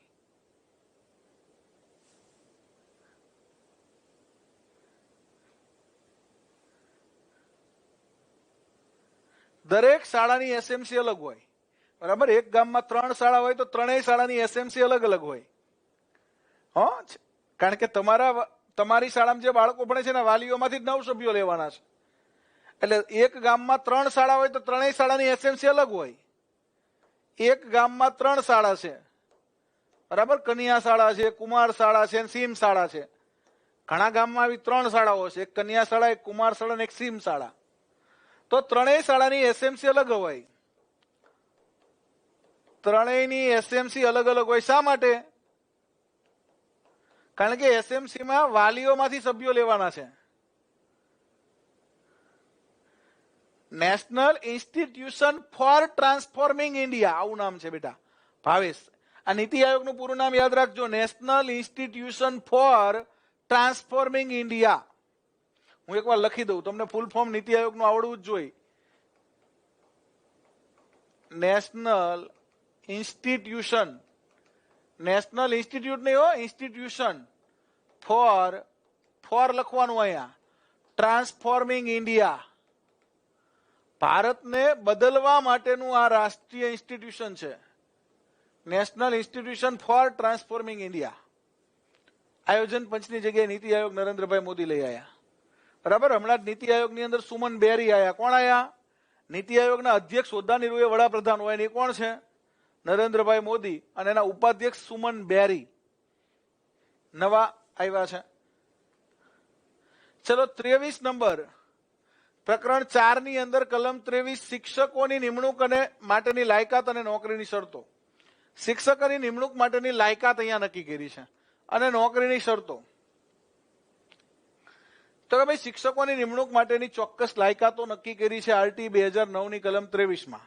અને નોકરીની શરતો, શિક્ષકોની નોકરી માટેની જે શરતો છે, તો કે ભાઈ લઘુત્તમ લાયકાત ધરાવતી વ્યક્તિ બીએડ અથવા પીટીસી, હવે પીટીસી ની જગ્યાએ આવી ગયું છે ડીએલએડ. પીટીસી નું નવું નામ છે diploma in elementary education. PTC ને હવે શું કહીએ છીએ? ડીએલએડ. હા, સીઓ બદલાણા અને ઉપાધ્યક્ષે બદલાણા. અત્યારે આપણે અહીંયા ફોકસ કરીએ. ચલો, તો હવે બીએડ અથવા પીટીસી લઘુત્તમ લાયકાત, બરાબર, એટલે કે તાલીમી સ્નાતક હોવો જોઈએ અથવા તો કે ભાઈ ડીએલએડ કરેલું હોવું જોઈએ. તાલીમી સ્નાતક એટલે બીએડ. બીએડ અથવા પીટીસી વગેરે તાલીમ સંસ્થા ન હોય તો 5 વર્ષ માટે જાહેરનામામાં લઘુત્તમ લાયકાત દ્વારા લઈ શકાય. કદાચ તાલીમ સંસ્થાઓ ઓછી હોય, શિક્ષકો ઝાઝા ન હોય તો લઘુત્તમ લાયકાત એટલે કે તમે લઘુત્તમ લાયકાત વાળા શિક્ષકોને લઈ શકો 5 વર્ષ માટે. પછી તો ફરજિયાત બીએડ પીટીસી જ લેવાના છે, એટલે કે બીએડ ડીએલએડ જ કરવાના છે. ફિક્સ પગારની શરૂઆત 1984 થી 87 માં માધવસિંહના સમયમાં થયેલી. બરાબર. પહેલી વાર ફિક્સ પગારની ભરતી 325 રૂપિયા ફિક્સ પગારે થયેલી માધવસિંહ સોલંકીના સમયમાં. માધવસિંહ સોલંકીએ કરેલી 325 રૂપિયા. આદિવાસી શિક્ષકોની ભરતી સ્પેશિયલ કરેલી 10 પાસ ઉપર 89-90 ની અંદર. બાલગુરુ યોજના 2500 પગારમાં શંકરસિંહ વાઘેલાએ શરૂ કરેલી 98-99 માં. બાલગુરુ પછી વિદ્યા સહાયક થઈ ગયા. બાલગુરુ છે પહેલા શરૂઆતમાં બાલગુરુ તરીકે લીધા, પછી એને વિદ્યા સહાયક કર્યા. બરાબર. વિદ્યા સહાયક યોજના છે કેશુભાઈ પટેલના સમયમાં 2500 પગારમાં 1999-2000 ની અંદર પહેલી વાર ભરતી થઈ. બરાબર. 98 માં બાલગુરુ હતી એ જ યોજના 2000 માં શું થઈ? આ લઘુત્તમ લાયકાતમાં ગ્રેજ્યુએશન છે, 12 પાસ છે. બરાબર. 12 પાસ ઉપર પીટીસી થતું અથવા ડીએલએડ થાય તો 12 પાસ વાળા પ્રાઇમરી ભરી શકે. સ્નાતક વાળા છે લઘુત્તમ લાયકાત પ્રમાણે તો કોઈ માધ્યમિકમાં ભણાવી શકે. પણ એ 5 વર્ષ માટે. આરટી આવ્યું ક્યારે? 2010 માં તો લાગુ પડી ગયું, 2015 સુધી. હવે તો ફરજિયાત ડીએલએડ અને બીએડ કરેલા શિક્ષકો જ ભણાવે. છતાં હજી ખાનગી શાળામાં 12 પાસ દીકરીઓ કે 12 પાસ દીકરાઓ ભણાવતા હોય છે. ખરેખર તો કોણ હોવું જોઈએ? લાયકાત ધરાવતો શિક્ષક હોવો જોઈએ, સ્નાતક ભણાવતા હોય છે. ખરેખર શું હોવું જોઈએ? બીએડ કરેલા હોવા જોઈએ. વિદ્યા સહાયક યોજનાની અંદર પગાર વધારો થયો, 4500 થયો, બરાબર. મેં આ 2500 નોકરી કરેલી 5 વર્ષ વિદ્યા સહાયક તરીકે. 2500 2004 થી શરૂ કરીને 2009 સુધી 2500 સુધારો થયો. 1/5/2010 ની અંદર નરેન્દ્રભાઈ મોદીએ વિદ્યા સહાયકોનો પગાર 4500 કર્યો. આપણે 5 વર્ષ 2500 કર્યા હતા, મોજથી કર્યા હતા. વિદ્યા સહાયક યોજનામાં પગાર વધારો પાછો થયો 5300 નરેન્દ્રભાઈ મોદી દ્વારા 1/1/2011, બરાબર. 2011 ની અંદર કેટલો પગાર કર્યો? 5300. ત્યાર પછી વિદ્યા સહાયક યોજનાની અંદર પગાર વધારો કર્યો 7800, બરાબર. આનંદીબેન પટેલના સમયમાં 1/10/2014 આનંદીબેને 7800 કરી દીધો. અને ત્યાર પછી વિદ્યા સહાયક યોજનાની અંદર પગાર વધારો છેલ્લો અત્યારે તમને 19,950 મળશે. આનંદીબેન પટેલે કર્યો 1/2/2017. 2017 આપણે પગાર કરી દીધો છે 19,950. અને પછી તો કે ભાઈ હાઈકોર્ટે ચુકાદો આપ્યો સમાન કામ સમાન વેતન. હાઈકોર્ટે ચુકાદો આપ્યો સમાન કામ સમાન વેતન, બરાબર. સમાન કામ સમાન વેતન એટલે કે ફૂલ પગાર જ આપો, આ ફિક્સ પગાર નહીં ચાલે. અને યોગક્ષેમ નામની એક સંસ્થા છે, એનજીઓ છે, એનજીઓ યોગક્ષેમ. આ એનજીઓ એ આ અરજી કરી અને હાઈકોર્ટે ચુકાદો આપ્યો. આ ચુકાદાને સરકારે સુપ્રીમ કોર્ટમાં પડકાર્યો 2016. હજી સુપ્રીમ કોર્ટમાં કેસ 2016 થી ચાલે છે, બરાબર. હિયરિંગ હિયરિંગ હિયરિંગ તારીખ પડે રાખે છે. સુપ્રીમ કોર્ટ એમ કે ફૂલ પગાર તો ડાયરેક્ટ ફૂલ સેલેરી આપવી પડે. અને હાઈકોર્ટે તો કહી દીધું છે ફૂલ સેલેરી આપો. અત્યારે 19,950 છે.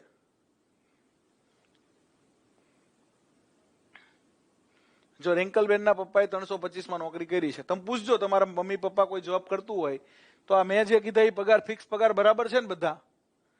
તમને જે આ મેં સરસ મજાની માહિતી આપી કે જો 325 શરૂ થયો તો પછી આદિવાસી શિક્ષકોની ભરતી થઈ 10 પાસ ઉપર.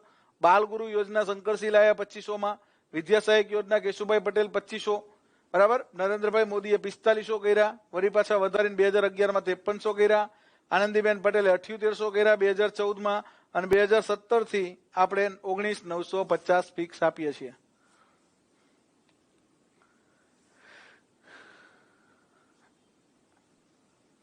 નહીં, હા તો તમારી માહિતી માટે છે, બરાબર. અત્યારે કેટલો પગાર મળે છે વિદ્યા સહાયક ને એવું પૂછાય તો 19,950.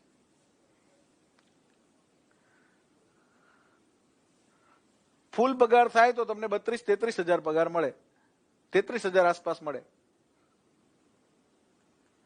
પેન્શન છે ને એ 1/4/2005 થી આપણે નવી પેન્શન યોજના લાયા છીએ.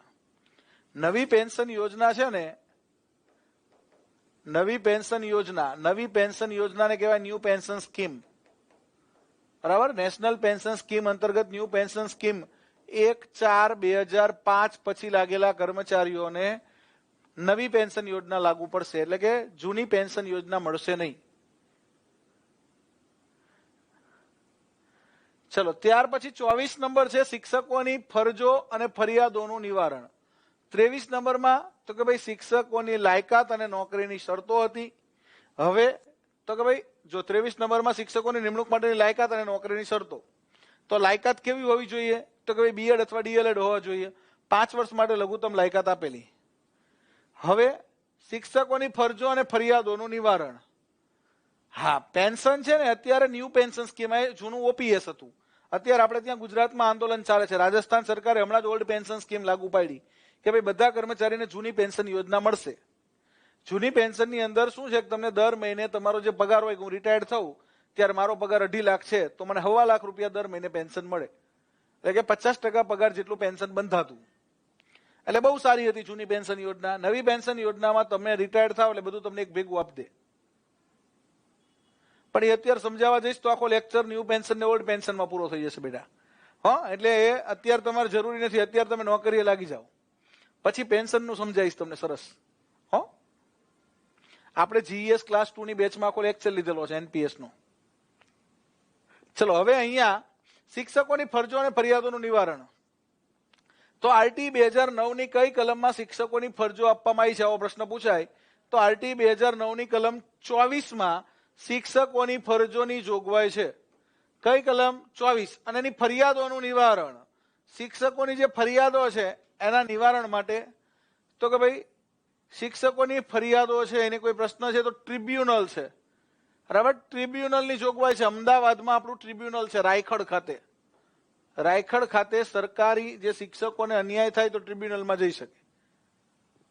સમય પાલન, શિક્ષકોની ફરજમાં સમય પાલન ફરજિયાત હોય છે. ઓનલાઈન હાજરી, બરાબર. ફેસ રીડર હવે તો આવી ગયા છે. અભ્યાસક્રમ પૂરો કરવાનો, વાંચીને પૂરો નથી કરી દેવાનો, વાલી સાથે સંપર્ક રહેવાનો છે.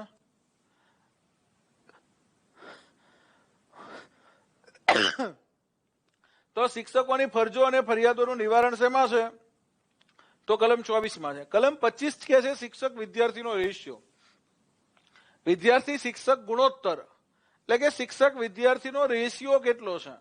તો રેશિયો આપણે ત્યાં 1 થી 5 ની અંદર 30 વિદ્યાર્થીઓએ એક શિક્ષક છે.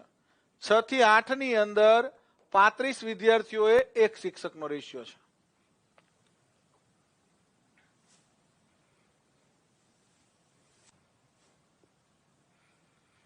સર તમારું જીપીએસસી નો એક લેક્ચર જોયેલો, બહુ બધું ડીપમાં સમજાવો છો.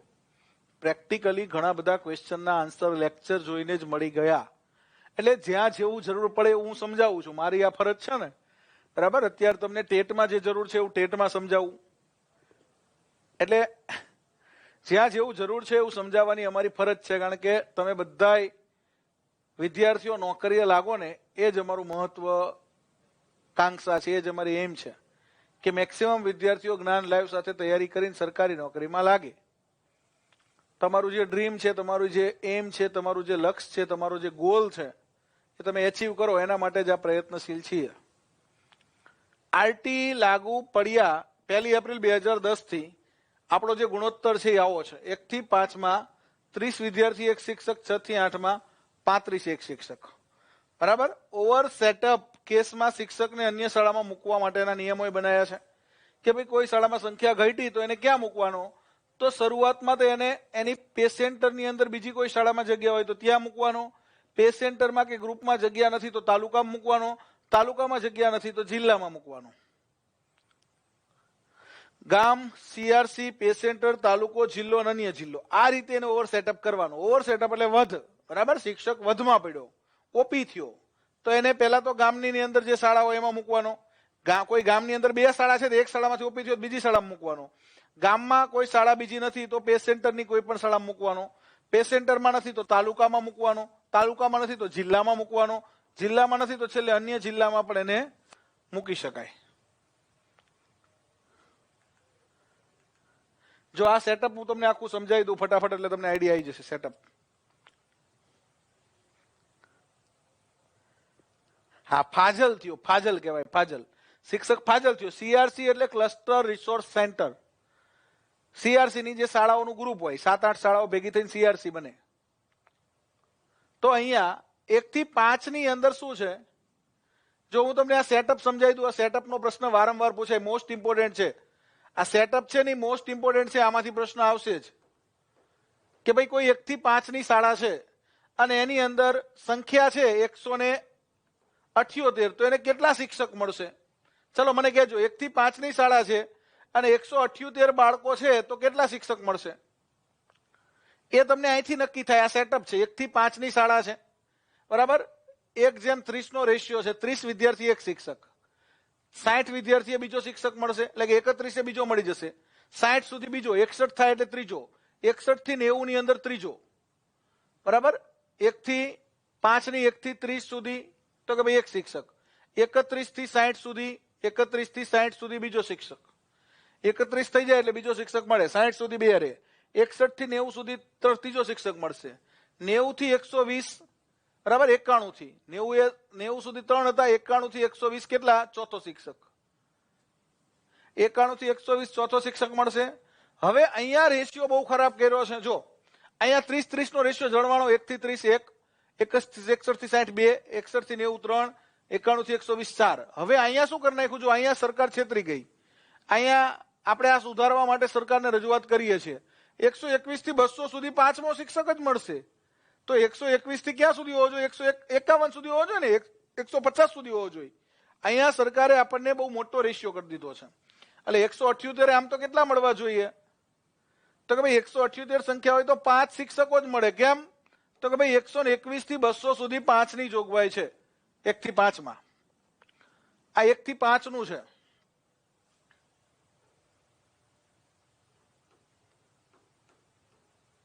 આ 6 થી 8 નું 1:35.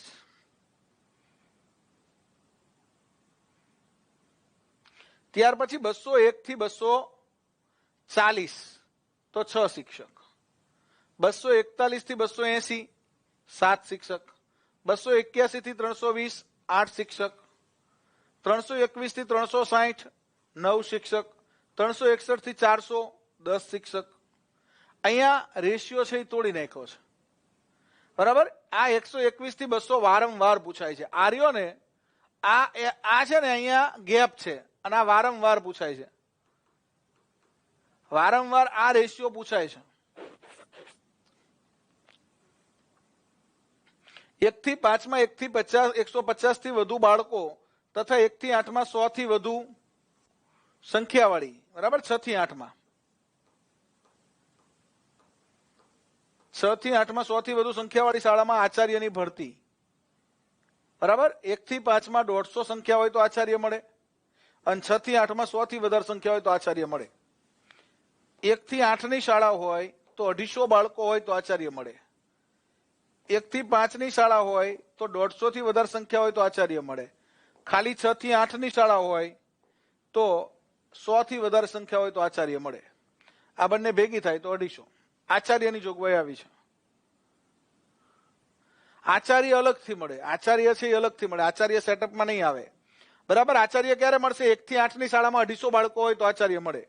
ખાલી 1 થી 5 ની જ શાળા છે તો 150 થી વધારે સંખ્યા હોય તો આચાર્ય મળે. 6 થી 8 ની જ સંખ્યા શાળા છે તો 100 થી વધારે સંખ્યા હોય તો આચાર્ય મળે. આચાર્યને સેટઅપમાં ગણવાનો નથી. હવે અહીંયા વાત કરીએ આ સાઈડ. જો આ ખાસ સમજવા જેવું છે સેટઅપ. બરાબર? 6 થી 8 નું સેટઅપ તમને સમજાવું તો 6 થી 8 માં 35 એક શિક્ષક મળે. અહીંયા 30 મળતો હતો. 30 વિદ્યાર્થી એક શિક્ષક. અહીંયા 35 વિદ્યાર્થી એક શિક્ષક. હવે 6 થી 8 માં 6, 7, 8 નો એક શિક્ષક પ્રમાણે કુલ 3 શિક્ષકો તો મળશે જ. કોઈ પણ 6 થી 8 ની શાળા હોય એટલે 3 શિક્ષક આપવાના. કોઈ પણ શાળામાં 6 થી 8 ચાલતું હોય એટલે એને 3 શિક્ષક મળે. બરાબર? કયા 3 મળે? તો કે એક ભાષા શિક્ષક મળે, બીજો ગણિત વિજ્ઞાનનો મળે અને ત્રીજો સામાજિક વિજ્ઞાનનો મળે. ત્રણેયના એક આપી દેવાના. પછી ચોથો શિક્ષકની સંખ્યા ઉભી થઈ. આ 3 તો છે જ. પહેલો ભાષા શિક્ષક, બીજો ગણિત વિજ્ઞાનનો શિક્ષક, ત્રીજો સામાજિક વિજ્ઞાનનો શિક્ષક. 3 થઈ ગયા. હવે ચોથા શિક્ષકની જગ્યા ઉભી થઈ એટલે કે 106 થી 140 ચોથો મળે. 105 સુધી 3 મળે. બરાબર? કોઈ પણ શાળામાં 3 શિક્ષકો 105 સુધીની સંખ્યા હોય. 35 એકા 35, 35 દુ 70, 35 તરી 105. 105 સુધી 3 મળે. 106 થાય એટલે ચોથો શિક્ષક મળે ને ભાષાનો મળે. પછી 141 થી 175, 141 પાંચમો શિક્ષક મળે ને એ સાયન્સ શિક્ષક એટલે કે ગણિત વિજ્ઞાનનો શિક્ષક મળે. પાંચમો શિક્ષક. પછી છઠ્ઠો શિક્ષક પાછો તો કે ભાઈ 176 થી 210 સુધી છઠ્ઠો શિક્ષક પાછો ભાષાનો મળશે. છઠ્ઠો શેનો મળશે? તો કે ભાઈ વરી પાછો ભાષાનો મળશે. એટલે કે ચોથો શિક્ષક એ ભાષાનો, છઠ્ઠો શિક્ષક એ ભાષાનો. પાછો સાતમો શિક્ષક મળશે 211 થી 245. સાતમો શિક્ષક સામાજિક વિજ્ઞાનનો મળશે. સામાજિક વિજ્ઞાનનો તો કે ભાઈ 7મા નંબરનો શિક્ષક મળશે. 8મા નંબરનો શિક્ષક છે વરી પાછો ભાષા શિક્ષક મળશે. 246 થી 280 8મા નંબરનો શિક્ષક ભાષા શિક્ષક મળશે. વરી 9મા નંબરનો શિક્ષક છે એ ગણિત વિજ્ઞાનનો મળશે. 9મા નંબરનો શિક્ષક છે 281 થી 315, 35 એડ કરતા જવાના. અને 10મા નંબરનો શિક્ષક વરી પાછો ભાષા શિક્ષક મળશે. 361 થી 350 10મો શિક્ષક ભાષાનો મળશે. બરાબર? તો ચોથો શિક્ષક ભાષાનો, પાંચમો શિક્ષક જો આ રીતે ગણવાનો. પહેલો શિક્ષક તો કે ભાઈ પહેલો શિક્ષક ભાષાનો, બીજો ગણિત વિજ્ઞાનનો, ત્રીજો સામાજિક વિજ્ઞાનનો. 1, 2, 3 થઈ ગયા. કોઈ પણ 6 થી 8 ની શાળામાં મળે. હવે 6 થી 8 ની શાળાની સંખ્યા 106 થઈ તો ચોથો શિક્ષક ભાષાનો, બરાબર. 141 થઈ તો પાંચમો શિક્ષક ગણિત વિજ્ઞાનનો, 176 થઈ તો છઠ્ઠો શિક્ષક ભાષાનો, પછી 211 થઈ તો સાતમો શિક્ષક સામાજિક વિજ્ઞાનનો, પછી 246 થઈ તો આઠમો શિક્ષક ભાષાનો, 281 થઈ તો નવમો શિક્ષક ગણિત વિજ્ઞાનનો, 361 થઈ તો 10મો શિક્ષક ભાષાનો. સામાજિક વિજ્ઞાન વાળા શિક્ષકોની ભરતી આ સેટઅપને પ્રમાણે થોડી ઓછી આવે, બરાબર. સૌથી વધારે ભરતી તો કે ભાઈ ભાષા શિક્ષક, પછી ગણિત વિજ્ઞાન, પછી સામાજિક વિજ્ઞાન, આવું સેટઅપ છે.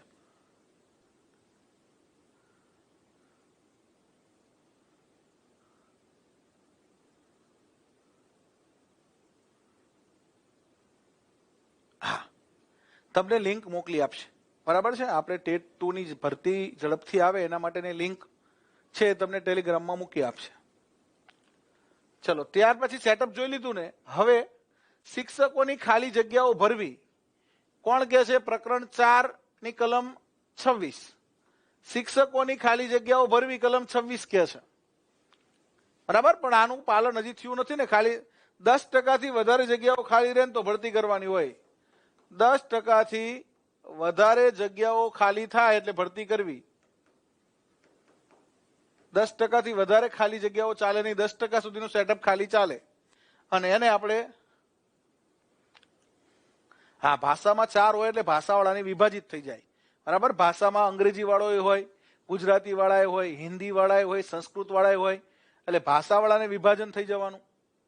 જો કે સામાજિક વિજ્ઞાનમાં ઘણા બધા હોય, બરાબર. પણ ટૂંકમાં ભાષાવાળાને ભણાવવાનું વધારે ને. આ સેટઅપ કઈ રીતે નક્કી કર્યું? ભાષાના વિષયો તમે 6 થી 8 માં કેટલા વિષય ભાષાના આવે?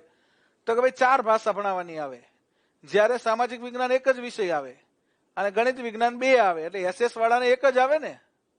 એસએસ 6 થી 8 ની અંદર સામાજિક વિજ્ઞાન એક જ વિષય આવે છે. એટલે સામાજિક વિજ્ઞાનની જગ્યા ઓછી એટલે છે.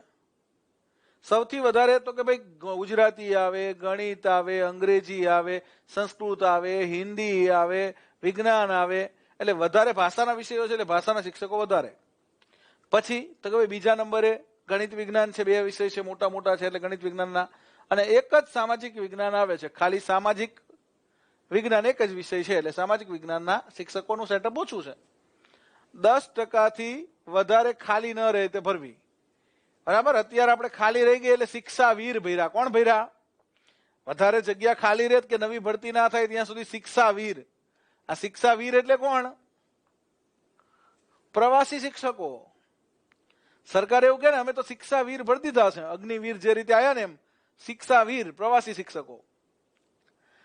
બંધારણના અનુચ્છેદ 30, બરાબર. કલમ નહીં, બંધારણમાં શું હોય? અનુચ્છેદ જ હોય.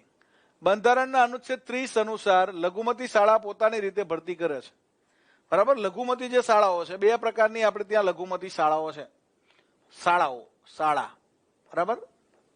લઘુમતી શાળા આપણે ત્યાં 2 પ્રકારની લઘુમતી છે. એક ધાર્મિક લઘુમતી, હિન્દુ સિવાય બધા ભારતમાં લઘુમતી, અને બીજી ભાષાકીય લઘુમતી, એટલે કે ગુજરાતી માધ્યમ સિવાયની જે શાળાઓ છે, Hindi medium, Marathi medium, Sindhi medium, એ બધી લઘુમતી છે. તો ધાર્મિક અને ભાષાકીય લઘુમતીની જોગવાઈ છે આપણે ત્યાં. અને એ લોકો પોતાની રીતે શિક્ષકો ભરે છે, પોતાની રીતે ભરતી કરવાના એને પાવર છે. ચાલો, 27 નંબર જે છે, શિક્ષકોને બિન શૈક્ષણિક હેતુ માટે મૂકવા ઉપર પ્રતિબંધ છે. શિક્ષકોને શિક્ષણ સિવાયનું કોઈ કામ આપવાનું નથી. શિક્ષકોને બિન શૈક્ષણિક હેતુ ઉપર મૂકવા માટે પ્રતિબંધ છે. શિક્ષણ સિવાયનું કોઈ કામ શિક્ષકોને આપવાનું નથી ભાઈ, બરાબર છે. 3 કામ આપી શકાય. એક ચૂંટણીની ફરજમાં જવાનું, 10 વર્ષીય વસ્તી ગણતરીમાં જવાનું, અને આપત્તિ રાહત ફરજ સોંપી શકાય. આ 3 વસ્તુ આપી શકાય, આ સિવાયનું કંઈ નહીં આપવાનું. શિક્ષકોને 3 કામ માટે મૂકી શકાય બિન શૈક્ષણિક હેતુ. બિન શૈક્ષણિક કામ માટે મૂકવાના નહીં, પણ 3 બાબત માટે મૂકી શકાય. તો કે એક, 10 વર્ષીય વસ્તી ગણતરી. 10 વર્ષે થતી વસ્તી ગણતરીમાં મૂકી શકાય, કારણ કે શિક્ષકો સારી રીતે કરે. આ સિવાય શેમાં મૂકી શકાય? કોઈ આપત્તિ આવી છે, કોરોના આવ્યો તો આપત્તિ વ્યવસ્થાપનમાં મૂકી શકાય. અને ત્રીજી વસ્તુ છે તો કે ભાઈ ત્રીજી વસ્તુ છે એને ચૂંટણીમાં મૂકી શકાય. ચૂંટણી શિક્ષક વિના થાય જ નહીં. ચૂંટણીની અંદર મેઇન કામગીરી શિક્ષકો જ કરે. બરાબર. મતદાર યાદી સુધારણાની ઝુંબેશ અત્યારે ગુજરાતમાં ચાલુ થઈ છે, તો એની અંદર BLO તરીકે શિક્ષકો જ હશે, મેઇન બુથ લેવલ ઓફિસર. હા, આખા ગામનું કામ શિક્ષકોને આપવાનું નથી. આ 3 કામ સિવાયના કામ ન આપી શકાય. બરાબર. પ્રવાસી શિક્ષકને જે કરવું એ કરાવી શકે.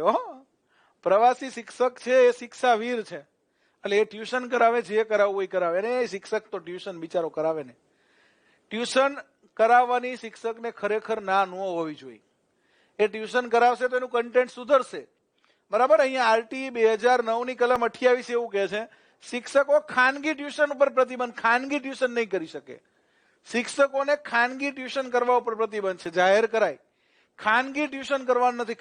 ખાનગીમાં તમે મારે ત્યાં જાઓ છો ટ્યુશનમાં, મારે ત્યાં ટ્યુશનમાં નહીં આવો તો નપાસ કરીશ. આવી વચ્ચે એક પ્રકારની ટ્યુશનનું દૂષણ આવી ગયું હતું.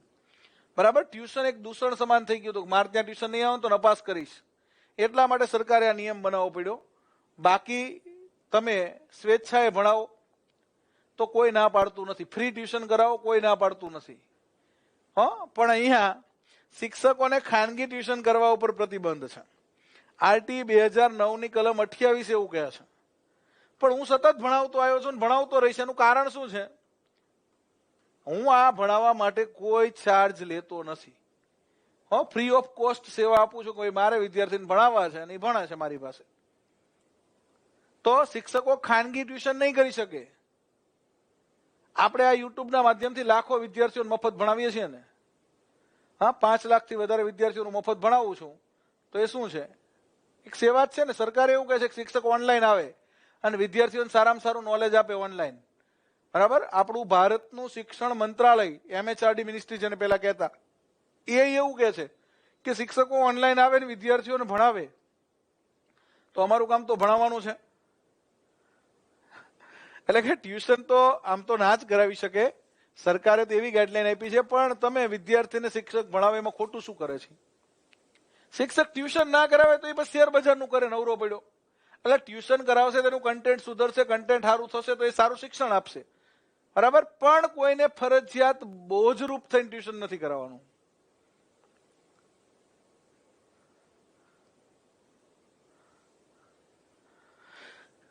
ચલો, તો શિક્ષકો ખાનગી ટ્યુશન કરાવવા ઉપર પ્રતિબંધની વાત છે. હવે 5 નંબર કહે છે અભ્યાસક્રમ અને પાયાનું બુનિયાદી શિક્ષણ. હવે અહીંયા 2 કલમો છે. 5 નંબરનું પ્રકરણ આપણે પહોંચી ગયા. ભાઈ નોંધ લેજો. હવે પ્રકરણ બદલાણું છે. પ્રકરણ 5 આવ્યું છે. પ્રકરણ 5 આવી ગયું. પ્રકરણ 4 ની અંદર 12 થી 28 કલમો હતી, પૂરી કરી. હવે પ્રકરણ 5 અભ્યાસક્રમ અને પાયાનું બુનિયાદી શિક્ષણ. બરાબર. પૂરું કરવું. 29 અને 30 2 કલમો છે.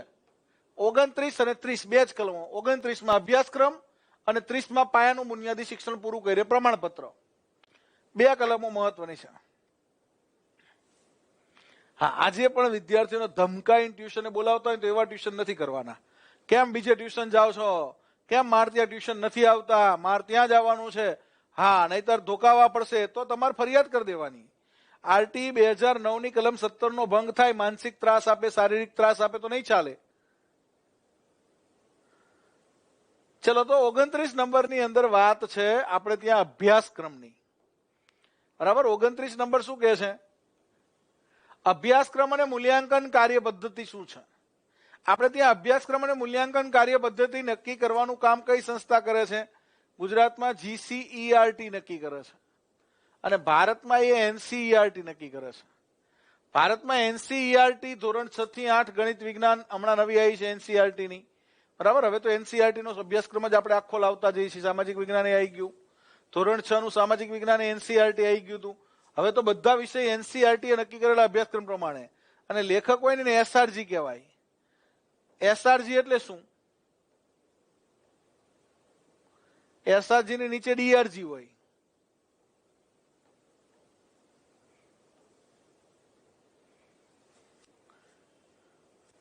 આજે આપણી બુકો છે ને બનાવવામાં કોનો ફાળો હોય? તો SRG નો હોય. તો અહીંયા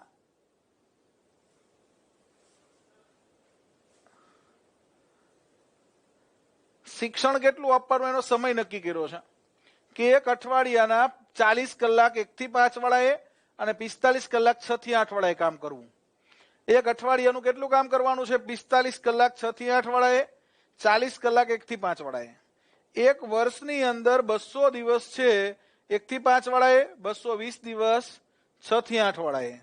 એક વર્ષની અંદર 800 કલાક છે એ કોણે આપવાના છે? 1 થી 5 વાળાએ, અને 6 થી 8 વાળાએ 1000 કલાક કામ કરવાનું છે. આ પ્રશ્ન વારંવાર પૂછાય છે, મોસ્ટ આઈએમપી ચાર્ટ છે આ. આમાંથી પ્રશ્ન આવશે અને આવશે. હા, જીસીઈઆરટી નું ફૂલ ફોર્મ છે Gujarat council of educational research and training. હા, આગળ હું તમને આખી જીસીઈઆરટી ભણાવીશ. જીસીઈઆરટી નો પ્રશ્ન આવે છે ને, શૈક્ષણિક સંસ્થાઓની વાત કરશું, એમાં હું ભણાવીશ તમને. એસઆરજી નું પૂરું નામ છે સ્ટેટ રિસોર્સ ગ્રુપ.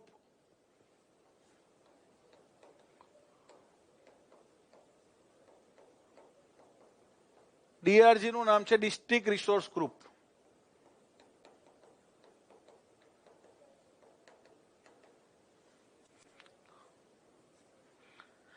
તો એક અઠવાડિયામાં 1 થી 5 ના શિક્ષકે કેટલું કામ કરવાનું? 40 કલાકનું. 6 થી 8 ના શિક્ષકે કેટલું કામ કરવાનું? 45 કલાકનું. બરાબર.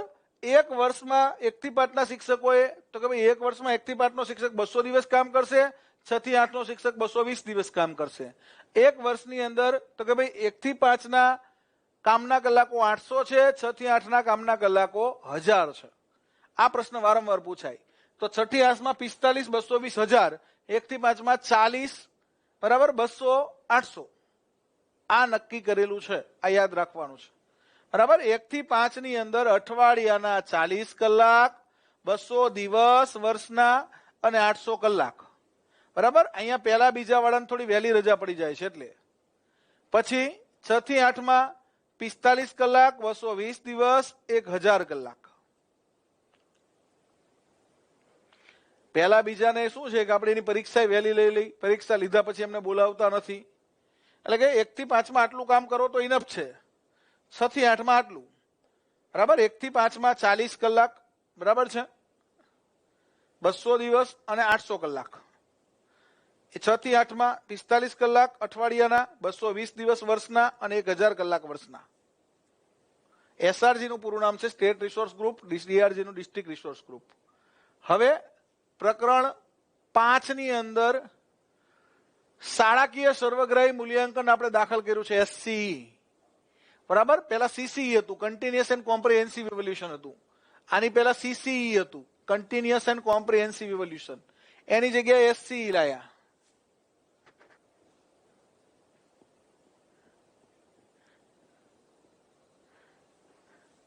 આ એનસીએફ નું કામ છે અભ્યાસક્રમની રૂપરેખા બનાવવાનું. બરાબર. હા, રાષ્ટ્રીય પાઠ્યક્રમ રૂપરેખા. રૂપરેખા એ આપી કે અભ્યાસક્રમ આવો હોવો જોઈએ, આ પ્રકારનો હોવો જોઈએ એવું કે, પણ નક્કી કોણ કરે? અભ્યાસક્રમ નક્કી આપણે ત્યાં, જો આ રીતનું યાદ રાખજો, ખાસ પરીક્ષામાં વારંવાર પૂછાય છે.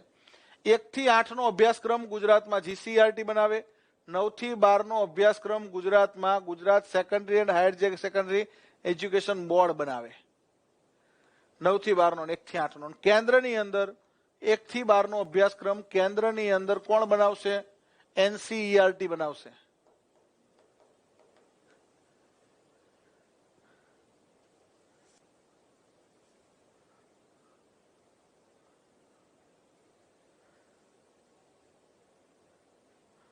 અઠવાડિયાના 1 થી 5 ના શિક્ષકના 40 કલાક, 6 થી 8 ના શિક્ષકના 45 કલાક. એક વર્ષની અંદર કેટલા દિવસ કામ કરશે? 1 થી 5 નો શિક્ષક 200 દિવસ કામ કરશે, 6 થી 8 નો શિક્ષક 220 દિવસ કામ કરશે. એક વર્ષમાં 1 થી 5 નો શિક્ષક 800 કલાક ભણાવશે, 6 થી 8 નો શિક્ષક 1000 કલાક ભણાવશે. ક્લિયર થઈ ગયું? આટલું મગજમાં ઉતરી ગયું? લેખિત કસોટીની શરૂઆત 1890 માં લોર્ડ એલિંગને દ્વિતીય કરેલી. બરાબર. આપણે ત્યાં અત્યારે એસસી છે, સતત અને સર્વગ્રાહી મૂલ્યાંકન એ પરીક્ષાનો પર્યાય નથી કે વિદ્યાર્થીના નિયમિત પરીક્ષણનો પણ ઉદ્દેશ નથી. બરાબર. આ મૂલ્યાંકનનો ઉદ્દેશ માત્ર વિદ્યાર્થીઓનો ગુણ કે ગ્રેડ આપવા કે પાસ નપાસ કરવાનો નથી. બરાબર. હવે તો સતત અને સર્વગ્રાહીની જગ્યાએ શાળાકીય સર્વગ્રાહી આવી ગયું છે. વિદ્યાર્થીઓને વિશિષ્ટ પ્રકારે ઓળખ કરવી નથી, જેમ કે નબળા, હોશિયાર. વિદ્યાર્થીઓની પ્રગતિની તુલના અન્ય વિદ્યાર્થીઓ સાથે કરવી, આવો ઉદ્દેશ નથી. આપણે એમ કે પાસ થયો નપાસ થયો એવું નથી કહેવાનું વિદ્યાર્થીને. હવે તો પરીક્ષા શબ્દ જ કાઢી નાખવા માંગે છે સરકાર. તમે જોજો, પરીક્ષા શબ્દ નહીં લખવાનો. શું લખવાનું આની જગ્યાએ? તમારું આપણું અર્ધવાર્ષિક પરીક્ષાનું ટાઈમ ટેબલ આવે તો પરીક્ષા શબ્દ લખવાનો જ નથી. પાસ નપાસ એ નહીં, હવે તો ગ્રેડ આપવી છે. આપણે 1 થી 8 ની અંદર ગ્રેડ આપવી છે, ગ્રેડ. હા, હવે એનસીઆરટી જે નક્કી કરે એ પ્રમાણે જીસીઆરટી એનું ભાષાંતર કરે. એનસીઆરટી હિન્દીમાં બનાવે, આપણે એને ગુજરાતીમાં કરીએ. હા, એકમ કસોટી હવે આપણે ત્યાં શરૂ થઈ ગઈ છે. બરાબર, એકમ કસોટી લાવનાર છે આપણા વિનોદ રાવ સર. તો વિદ્યાર્થીને અહીંયા ગુણ કે ગ્રેડ આપવા. બરાબર, હવે આપણે ગ્રેડ આપી છે, નપાસ નથી કરવાનો. હવે શું કરવાનું ખબર છે? પરીક્ષાની જગ્યાએ આપણે પરીક્ષાની જગ્યાએ શબ્દ વાપરો છે. પરીક્ષાની જગ્યાએ હવે આપણે આવો શબ્દ વાપરીએ છીએ. પ્રથમ સત્ર, પહેલા સત્રની પરીક્ષા હોય તો પ્રથમ સત્ર ઔપચારિક લેખિત મૂલ્યાંકન. પરીક્ષા શબ્દ જ નથી, પ્રથમ સત્ર ઔપચારિક લેખિત મૂલ્યાંકન, આવો શબ્દ વાપરીએ છીએ પરીક્ષા માટે. પ્રથમ સત્રની છે તો પ્રથમ સત્ર ઔપચારિક લેખિત મૂલ્યાંકન, બીજા સત્રની છે તો દ્વિતીય સત્ર ઔપચારિક લેખિત મૂલ્યાંકન. પરીક્ષા શબ્દ કાઢી નાખ્યો છે. આરટી 1 થી 8 માટે છે, 6 થી 14 વર્ષના બાળક માટે છે. બરાબર, આરટી કોને લાગુ પડે? તો આરટી 1 થી 8 ધોરણને લાગુ પડે, 6 થી 14 વર્ષના બાળકને લાગુ પડે.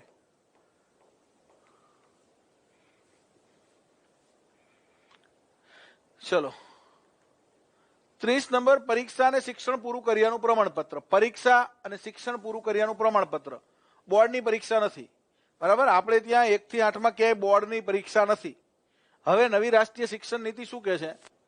નેશનલ એજ્યુકેશન પોલિસી છે નવી 2020 ની, એવું કે છે કે ધોરણ 5 માં અને ધોરણ 8 માં બોર્ડ જેવી પરીક્ષાઓ આવશે.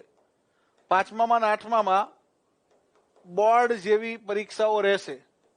એટલે કે ભવિષ્યમાં 5મા અને 8મા બોર્ડ જેમ પરીક્ષા લેવાશે. અત્યારે નથી, અત્યારે કોઈ બોર્ડની પરીક્ષા નથી. અત્યારે બોર્ડની પરીક્ષા 10મા અને 12મા બે જ છે. પ્રમાણપત્ર, પત્રક F, પત્રક G, LC. બરાબર, એટલે કે અહીંયા પત્રક F પ્રમાણ, હું બધા તમને પત્રકો સમજાવવા, પત્રકમાંથી પ્રશ્ન પૂછાશે. LC એટલે લિવિંગ સર્ટિફિકેટ, શાળા છોડ્યાનું પ્રમાણપત્ર. પત્રક F એટલે વિદ્યાર્થીના પરિણામ પત્રક. પત્રક G એટલે શાળાંત પ્રમાણપત્ર. તમે 8મું ધોરણ પૂરું કરો એટલે પત્રક G મળે. તો પરીક્ષા અને શિક્ષણ પૂરું કરે પ્રમાણપત્ર આપવાની જોગવાઈ શેમાં છે? તો એ જોગવાઈ છે કલમ 30માં. બરાબર, કલમ 30 એવું કહે છે કે ભાઈ તમે પરીક્ષા પાસ કરો અને ધોરણ 8 પૂરું કરો એટલે શાળાંત પ્રમાણપત્ર મેળવવાનો તમારો અધિકાર છે.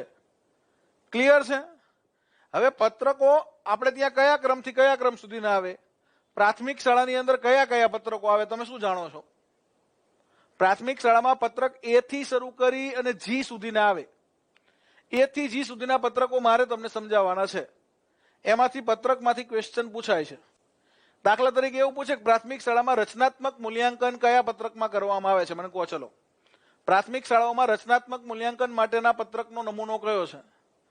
પ્રાથમિક શાળાઓમાં વ્યક્તિત્વ વિકાસનું મૂલ્યાંકન કયા પત્રકમાં થાય છે?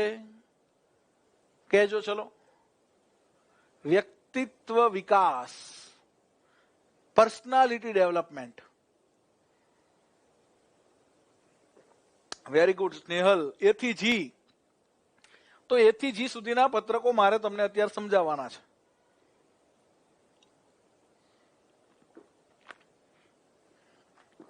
પત્રક A છે, જો હું તમને પેલા બધા મોઢે કહી દઉં સરસ મજાની રીતે. પત્રક A રચનાત્મક મૂલ્યાંકન છે. પત્રક B વ્યક્તિત્વ વિકાસ છે. પત્રક C પરિણામની વિગતો નોંધવાની છે. પત્રક D1, D2, D3, D4 એ પહેલા બીજા ધોરણના પ્રમાણપત્રો છે. પત્રક E છે, બરાબર, હા, સર્વગ્રાહી મૂલ્યાંકન પત્રક છે. પત્રક F છે એ વિદ્યાર્થી પરિણામ પત્રક છે. અને પત્રક G છે એ શાળાંત પ્રમાણપત્ર છે. બધા પ્રમાણપત્રો આપણે વારા ફરતી એક પછી એક શેમાં શું છે એ જોઈ લઈએ. બરાબર, તો અહીંયા પત્રક A થી G. પત્રક A છે ને એને રચનાત્મક મૂલ્યાંકન કહીએ છીએ. શું કહીએ છીએ? રચનાત્મક મૂલ્યાંકન 3 થી 8 ના બાળકોનું થાય. 20 અધ્યયન ઉપલબ્ધિઓ હોય, બરાબર, 1ના 2 ગુણ હોય, 40 ગુણ રચનાત્મક મૂલ્યાંકનના છે અને ધોરણ વાઇઝ હોય. આમાં 3 નિશાની હોય. 3 નિશાની કરવાની. કઈ 3 નિશાની હોય છે? આમાં 3 ખાના હોય. આ રીતના આ ખાનાની અંદર નિશાની કરવાની. વિદ્યાર્થીની સામે આવી રીતના 3 ખાના. અધ્યયન ઉપલબ્ધિઓ, અધ્યયન નિષ્પત્તિઓ કઈ કઈ એને મેળવી છે 3 થી 8 ની અંદર. તો અહીંયા કા ખરું કરવાનું. જો અહીંયા ખોટું કરી શકાય, પ્રશ્નાર્થ કરી શકાય કે ખરું કરી શકાય. 3 નિશાની હોય. હા, ખરાના 2 માર્ક્સ હોય, આના 2 ગુણ હોય. ખરું કરો એટલે 2 ગુણ. હા, અધ્યયન ઉપલબ્ધિઓ, અધ્યયન નિષ્પત્તિઓ, લર્નિંગ આઉટકમ્સ કઈ છે? કેટલા લર્નિંગ આઉટકમ્સ બાળકો સિદ્ધ કરે છે? Learning outcomes. આ ખરેખર અમુક શિક્ષકોને ખબર નથી. આ ક્યારે કરવાનું? પ્રશ્નાર્થ ક્યારે કરવાનું? પ્રશ્નાર્થ મને કહેશો કોઈ? હા, ગીત ગાઈ શકે છે બાળક? તો કે હા ગાઈ શકે છે. તો કરવાનું ખરું. ગાવા પ્રયત્ન કરે છે પણ હજી ગાઈ શકતું નથી, તો પ્રશ્નાર્થ આવતા મહિને ગાતું થઈ જશે. હા, પહેલા જ મહિને ખરું કરી દેવું એવું નહીં. અધ્યયન નિષ્પત્તિને આધારે કરવાનું છે. અધ્યયન નિષ્પત્તિઓ. અહીંયા તમને અધ્યયન નિષ્પત્તિઓ કેટલી સિદ્ધ કરે છે એ પ્રમાણે ખરા કરવાના છે. બી છે એ વ્યક્તિત્વ વિકાસનું પત્રક છે. 3 થી 8 ના બાળકોને ક્ષેત્ર 4 વિધાન, 31 વિધાનો આપેલા હશે. આ છાપેલા હશે પ્રિન્ટેડ, અને 9 વિધાન કોરા હશે. કોરા, આ 9 વિધાન કોરા હશે. એમાં તમારે નક્કી કરવાના કે ભાઈ તમે તમારી શાળા કક્ષાએ 9 વિધાન નક્કી કરો છો. એક વર્ગ શિક્ષક તરીકે 9 વિધાન નક્કી કરો છો કે ભાઈ કયા કયા ક્ષેત્ર એને સિદ્ધ કર્યા. વ્યક્તિત્વ વિકાસ છે, બરાબર, તો કે ભાઈ 200 ગુણ પ્રથમ સત્રના અને કુલ 400 ગુણ.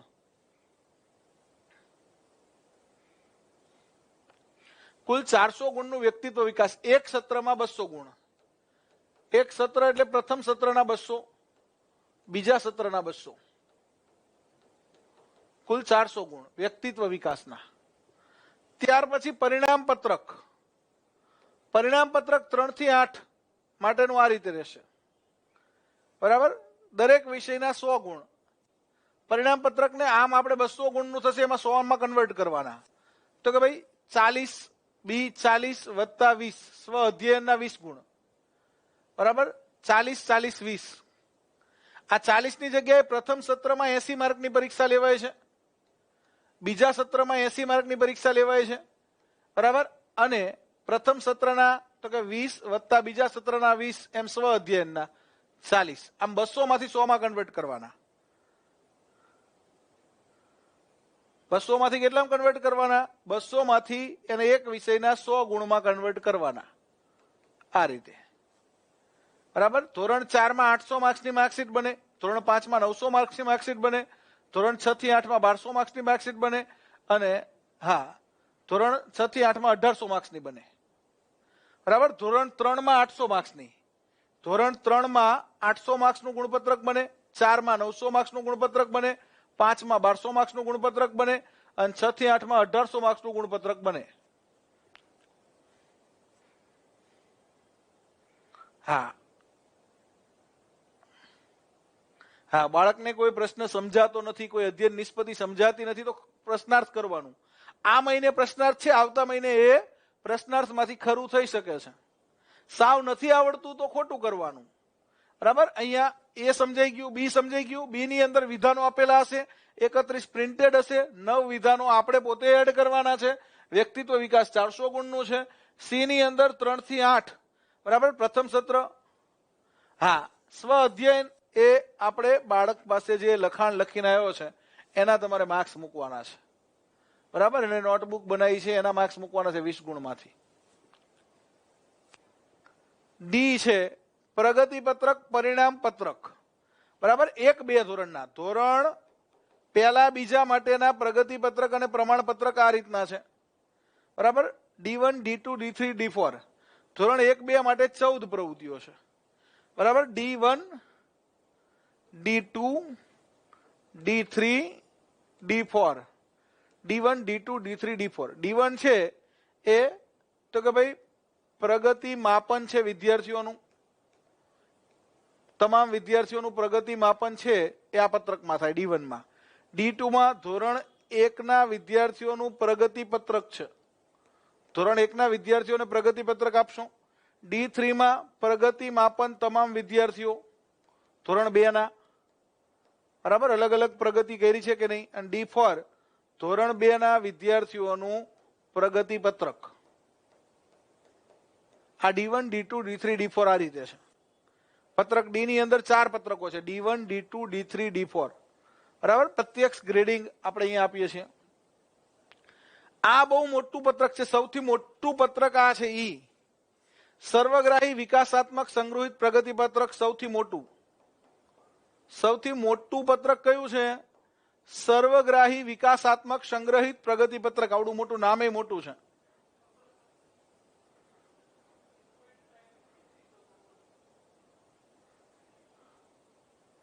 તો આજે 1 થી 8 માટેનું જે છે સર્વગ્રાહી વિકાસાત્મક પ્રગતિ સંગ્રહિત પ્રગતિ પત્રક, ધોરણવાર વિદ્યાર્થીની પ્રગતિ સંયુક્ત ધોરણ 1 થી 8 સુધી, ધોરણ 1 થી 8 સુધીની સંયુક્ત પ્રગતિની નોંધ, એનો ગ્રેડ.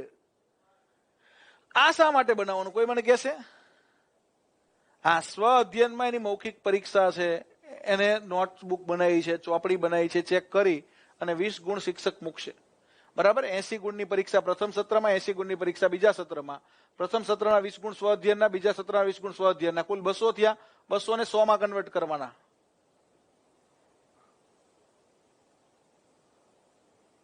ચલો હવે અહીંયા 1 થી 8 માટે આવું આખું સર્વગ્રાહી વિકાસાત્મક સંગ્રહિત પ્રગતિ પત્રક શા માટે બનાવવાનું? તો કે ભાઈ દાખલા તરીકે કોઈ વિદ્યાર્થી છે, રમેશ નામનો વિદ્યાર્થી છે, કે મહેશ નામનો વિદ્યાર્થી છે, કે ચેતન નામનો વિદ્યાર્થી છે, કે મહેશ અને ચેતન બંને છે. આવું થાય ને? અમે બે ભાઈ છે ને, મહેશભાઈ મારા મોટા ભાઈ છે, અમે બે ભાઈ ભેગા ભણ્યા, 1 થી 10 સુધી ભેગા ભણ્યા એક જ ક્લાસમાં. તો કે ભાઈ મહેશને આવડે છે ને ચેતનને આવડતું નથી, શા માટે? બંનેનું રિઝલ્ટ તમે જુઓ ને, અમારું 1 થી 10 નું તો સેમ જેવું જ છે. તો આ એટલા માટે બનાવવાનું, કોઈ વિદ્યાર્થી 1 થી 5 સુધી હોશિયાર હતો, 6ઠ્ઠા ધોરણમાં કોઈ વિદ્યાર્થી નબળો થઈ ગયો. અહીંયા એનું દરેક ધોરણની પ્રગતિ કેવો હતો, 4થા ધોરણમાં હોશિયાર હતો, 5મા ધોરણથી ડબલું થવા માંડ્યો, 6ઠ્ઠા ધોરણથી એનું પરિણામ નબળું આવવા માંડ્યું, 7મા ધોરણે સાવ નબળું આવ્યું. તો કેમ નબળું આવ્યું? તમને આ પત્રક ઉપરથી ખબર પડશે કે એને કોન્સ્ટન્ટ આગળ વધ્યો છે કે પાછો પડ્યો છે. હોશિયાર હતો અને ધીમે ધીમે નબળો પડ્યો, કે નબળો હતો અને ધીમે ધીમે આગળ વધીને હોશિયાર થતો ગયો.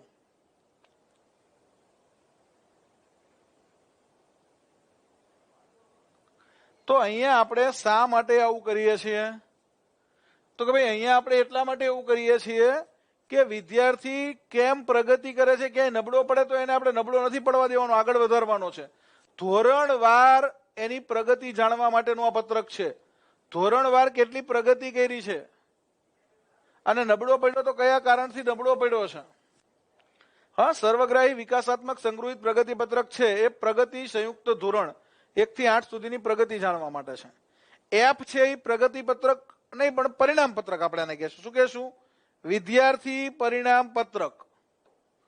વિદ્યાર્થી પરિણામ પત્રક આપણે આપશું નમૂના એફ ની અંદર 3 થી 8 ના વિદ્યાર્થીઓને, બરાબર. પહેલા બીજા વાળાને ડી નમૂનો હશે.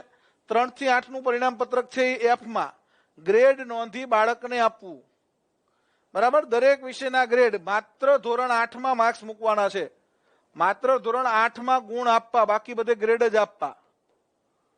માત્ર ધોરણ 8 માં ગુણ આપવાના, બાકી બધે ગ્રેડ આપવાના. દરેક વિષયનો ગ્રેડ.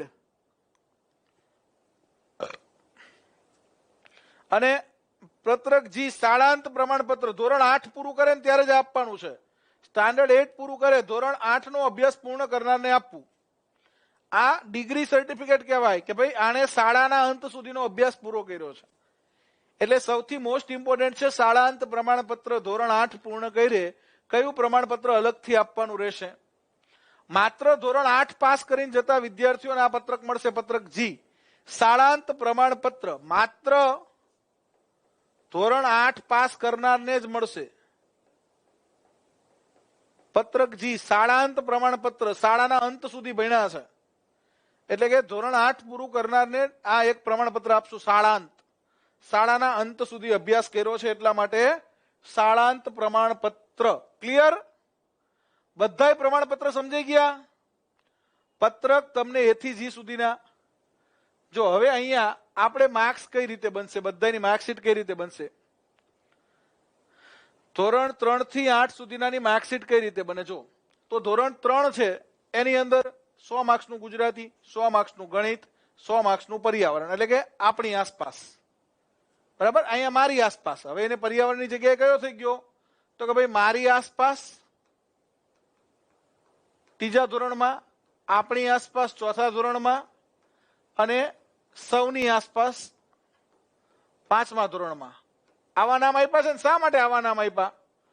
મારી આસપાસ ત્રીજા ધોરણમાં, આપણી આસપાસ ચોથા ધોરણમાં, પાંચમા ધોરણમાં, સૌની આસપાસ. 300 એ થયા. 300 પ્રથમ સત્ર રચનાત્મક અને સ્વાધ્યાયન પોથી. બરાબર? 300 માર્ક્સ દ્વિતીય સત્ર રચનાત્મક અને સ્વાધ્યાયન પોથી, એટલે કે 300 ગુણના 2 વાર અને 200 માર્ક્સ એના વ્યક્તિત્વ વિકાસના. 800 ગુણની એની માર્કશીટ બનશે.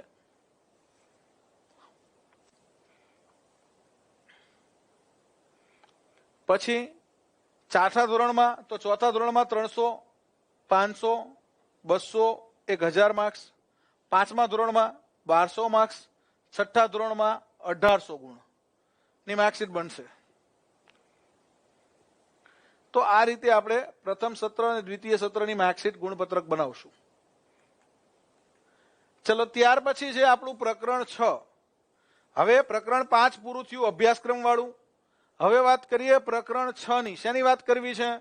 પ્રકરણ 6 નું નામ શું છે? તો કે ભાઈ બાળકોના અધિકારોનું રક્ષણ. 31 થી 34 કલમ છે. 31, 32, 33, 34 4 કલમો છે. બરાબર? બાળકોના અધિકારોનું રક્ષણ. એમાં કલમ 31 ની અંદર આપણી પાસે બાળકોના શિક્ષણના અધિકારો અંગે નજર રાખવી એના માટે એક સંસ્થા છે Repa.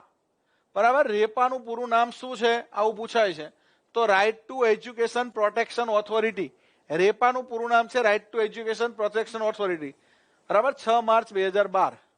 Repa, right to education protection authority. એટલે કલમ 31 માં બાળકોના શિક્ષણના અધિકારો અંગે નજર રાખવા માટે કઈ સંસ્થા રહેશે? તો કે ભાઈ રેપા રહેશે. REPA, right to education protection authority. બરાબર? બાળકોના રક્ષણ માટેનું રાજ્ય આયોગ પછી આપણે બનાવવાની વાત કરી. બાળકોના અધિકારના રક્ષણ ધારા 2005 ની કલમ 3. બરાબર? બાળકોના અધિકાર, protection of children rights act 2005 ની કલમ 3 અન્વયે આપણે એક સંસ્થાની રચના કરી, NCPCR. આગળ હું NCPCR કરાવું છું. NCPCR આવશે કલમ 33 માં. કલમ 33 માં NCPCR આવશે. કે શરૂઆતમાં રેપા હતું, હવે તો કે ભાઈ હવે આપણે એક્ટ બનાવી નાખ્યો એટલે રેપાની જગ્યાએ NCPCR આવી ગયું, national commission for protection of child rights. કલમ 17 હતી કે ભાઈ બાળકોને મારવો નહીં તો એનું ધ્યાન કોણ રાખશે? તો રેપા રાખશે. હવે તો કે ભાઈ રેપા, હવે NCPCR સ્થપાઈ ગયો એટલે રેપાની જરૂર નથી. NCPCR ધ્યાન રાખશે કોઈ બાળકને મારતું નથી ને. પ્રવેશની ના પાડવી નહીં, કોઈ પ્રવેશની ના નથી પાડતું ને કોણ ધ્યાન રાખશે? NCPCR. ગુજરાતમાં આવી કોઈ સંસ્થા છે NCPCR જેવી હોય તો મને કહો. અને 24 નંબર શું કહે છે? શિક્ષકોની ફરજો. શિક્ષક પોતાની ફરજો નિભાવે છે કે નહીં, કોણ ધ્યાન રાખશે? NCPCR.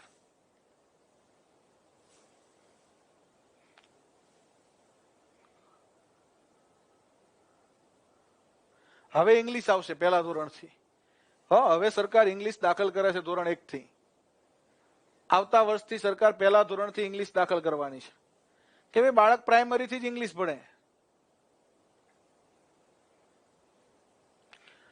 ફરિયાદ નિવારણ. હવે કોઈની ફરિયાદ છે તો ફરિયાદ ક્ષેત્ર અધિકાર ધરાવતા સ્થાનિક સત્તામંડળને લેખિતમાં પક્ષકારને સાંભળ્યા બાદ 3 માસની અંદર નિર્ણય કરશે. તમારી કોઈ ફરિયાદ છે તો એના માટે આપણે ત્યાં ગુજરાતમાં Gujarat state commission for protection of children rights GSCPCR ની રચના થયેલી છે.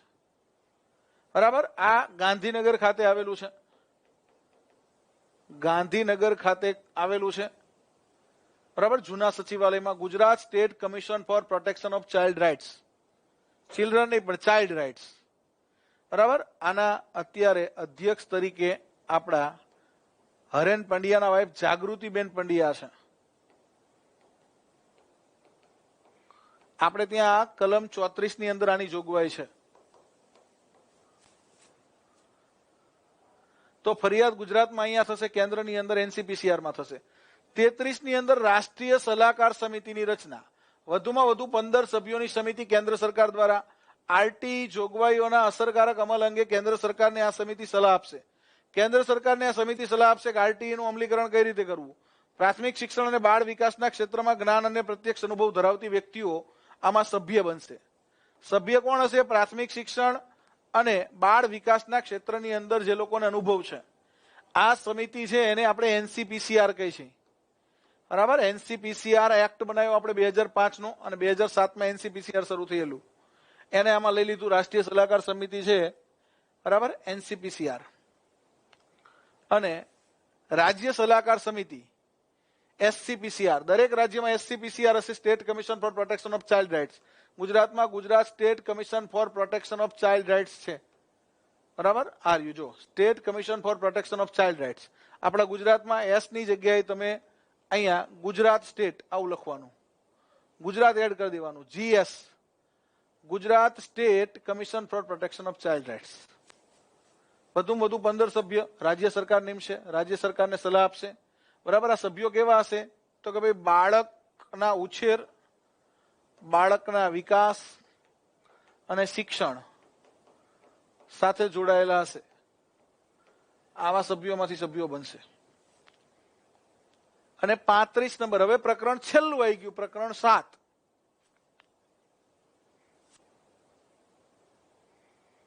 પ્રાથમિક શિક્ષણ માતૃભાષામાં જ આપવું જોઈએ એવું લાયા જ છીએ આપણે. નવી રાષ્ટ્રીય શિક્ષણ નીતિ એવું કે જ છે, પણ પછી ફરજિયાત ના હોય એમ. શક્ય હોય ત્યાં સુધી માતૃભાષામાં આપવું, પણ સિટીમાં માતૃભાષાની શાળાઓ જ નથી. ઘણી જગ્યાએ સિટીમાં આજુબાજુ તમને કોઈ સારી શાળા જ ના મળે જે ગુજરાતી મીડિયમની સારી સ્કૂલ હોય. 35 નંબર છે માર્ગદર્શક સૂચનાઓ આપવાની સત્તા. સેજલબેન, તમારો પ્રશ્ન લઈએ આપણે. મોર્નિંગ સ્કૂલ કેમ હોય છે શ્રાવણ માસમાં? શ્રાવણ માસના સોમવારે આપણે ફરજિયાત સવારની સ્કૂલ રાખીએ છીએ. શા માટે આવું કરીએ છીએ? હમણાં સમજાવું તમને. ચલો, પેલા આપણે આરટી પૂરું કરી લેવા દો મને. હવે છેલ્લું પ્રકરણ આવ્યા 35 થી 38, 4 કલમો. બરાબર. પ્રકીર્ણ. પ્રકીર્ણ એટલે શું થાય? પ્રકીર્ણ એટલે પરચુરણ. હવે જે કઈ પરચુરણ વાતચીત રહી છે ને આમાં છે, એટલે કે કોઈ ટોપિક નહીં, પણ હવે પરચુરણ અલગ અલગ મુદ્દાઓ છે. 4 મુદ્દાઓ હવે આપણે જોઈએ. બરાબર. પ્રકીર્ણ પરચુરણ ની અંદર 4 મુદ્દા છે મારી પાસે, તમને સમજાવી દઉં. પહેલા માર્ગદર્શક સૂચનાઓ આપવાની સત્તા. આ અન્વયે માર્ગદર્શક સૂચનાઓ જે છે, બરાબર, આરટી અન્વયે માર્ગદર્શક સૂચનાઓ આપવાની સત્તા આપણે કેન્દ્ર સરકારને છે. બરાબર. આની અંદર જે કઈ જરૂર પડી માર્ગદર્શક સૂચનાઓ કેન્દ્ર સરકાર આપી શકશે. ફોજદારી કાર્યવાહી માટે પૂર્વ મંજૂરી. હવે કોઈ શિક્ષક ઉપર ફોજદારી કાર્યવાહી કરવી છે તો એના માટે પૂર્વ મંજૂરી જરૂરી છે. શિક્ષકની ડાયરેક્ટ ધરપકડ ના થાય, શિક્ષકની સીધી ધરપકડ નહીં કરવાની. તમારે ફોજદારી કાર્યવાહી કરવી હોય તો પહેલા એની પૂર્વ મંજૂરી લેવાની, કારણ કે એ ભણાવે છે. એના બાળકોનું શું? બરાબર, એ ભણાવે છે તો એના બાળકો રેઢાવે, એના બાળકો હેરાન થાય એવું ના થવું જોઈએ. આરટી 2009 ની કલમ 13 ના સબક્લોઝ 3 માં ડોનેશન અને ઇન્ટરવ્યુ પર પ્રતિબંધ છે. શિક્ષકે આવું નથી કરવાનું. બરાબર. 18(5) માં મંજૂરી વગર શાળા શરૂ નથી કરવાની, નહીતર 1 લાખનો દંડ છે. ગુના માટે અધિકારીની પૂર્વ મંજૂરી સિવાય કોઈ ફોજદારી કાર્યવાહી નહીં. કોઈ શિક્ષકની સીધી ધરપકડ નહીં. પહેલા એના આચાર્યને જાણ કરવાની કે ભાઈ તમારા શિક્ષકે આવું પરાક્રમ કર્યું છે, બરાબર, તો તમારા શિક્ષકને પકડી જાય છે.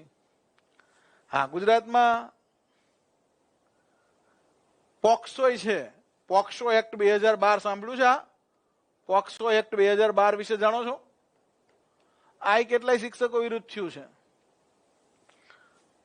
તો એ અઘરું છે.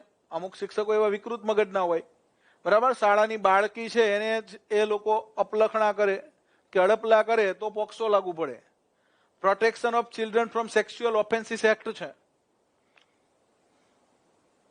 શિક્ષકની ધરપકડ કરતા પહેલા આચાર્યની મંજૂરી લેવાની. આચાર્યની ધરપકડ કરવી હોય તો ટીપીઓની મંજૂરી લેવાની. કેમ? તો કે ભાઈ ખબર પડે કે ભાઈ હવે શિક્ષક નથી આવવાનું, એને લઈ ગયા છે મામાના ઘરે. શિક્ષકને મામાના ઘરે લઈ ગયા છે, 37 નંબર શું કહે છે? શુભ આશયથી લીધેલા પગલાઓને રક્ષણ. તમે કોઈ સારા હેતુથી કંઈ કર્યું છે અને કંઈ ખરાબ થઈ ગયું છે તો તમે જાણી જોઈને ખરાબ નથી કર્યું. તમારો આશય સારો હતો, તમારો હેતુ શુભ હતો, પણ ખરાબ થઈ ગયું. તમે દાખલા તરીકે વિદ્યાર્થીઓને પ્રવાસ લઈ ગયા, તમે સારા હેતુથી પ્રવાસ કરાયો અને પ્રવાસ વખતે બસનો એક્સિડન્ટ થયો તો તમને સજા ના થવી જોઈએ, કારણ કે તમે તો શુભ આશયથી પ્રવાસ કરાયો હતો કે વિદ્યાર્થીઓને શૈક્ષણિક અને ઐતિહાસિક માહિતી મળે. શૈક્ષણિક પ્રવાસ હતો, સાંસ્કૃતિક માહિતી મળે, પણ એક્સિડન્ટ થયો તો શું કરવું? તો શુભ આશયથી કોઈ સંસ્થા કે વ્યક્તિ દ્વારા કરેલા કાર્ય પર કોઈ દાવો કે બીજી કાનૂની કાર્યવાહી કરી શકાશે નહીં. દાખલા તરીકે તમે વિદ્યાર્થીઓને રમત ગમતમાં ભાગ લેવા માટે એક ગામથી બીજા ગામની અંદર લઈ જાઓ છો, બરાબર? CRC કક્ષાનો રમતોત્સવ છે ને તમે તમારા ગામથી ટ્રેક્ટરમાં બેસાડીને બીજા ગામમાં લઈ જાઓ છો, તો ટ્રેક્ટર ઊંધું પડી ગયું તો તમારો ઉદ્દેશ તો એવો નતો ને કે ભાઈ વિદ્યાર્થીઓને વાગે, પણ હવે વાગી ગયું છે, તમે તો શુભ આશયથી લઈ જતા હતા, તો તમારો વાંક ગણાશે નહીં, બરાબર? તમે પ્રવાસ લઈ જાઓ છો, તમે વિદ્યાર્થીને રમત ગમતમાં ભાગ લેવા લઈ જાઓ છો, કદાચ તમારો વિદ્યાર્થી નેશનલ કક્ષાએ રમવા જાય છે, રાજ્ય કક્ષાએ રમવા જાય છે, એક રાજ્યમાંથી બીજા રાજ્યમાં તમે એને હોકી રમવા લઈ જાઓ છો અને ટ્રેનની અંદર અકસ્માત થાય છે અને બાળકનું અવસાન થાય છે. હવે તમે એને ટ્રેનમાં લઈ જતા હતા અને બાળકનું અવસાન થયું તો તમે તો શુભ આશયથી લઈ જતા હતા બાળકનો વિકાસ થાય એટલા માટે. તો આ પગલાઓને રક્ષણ છે કે એવું નથી, નહીતર તો કોઈ શિક્ષક કશું કરશે જ નહીં.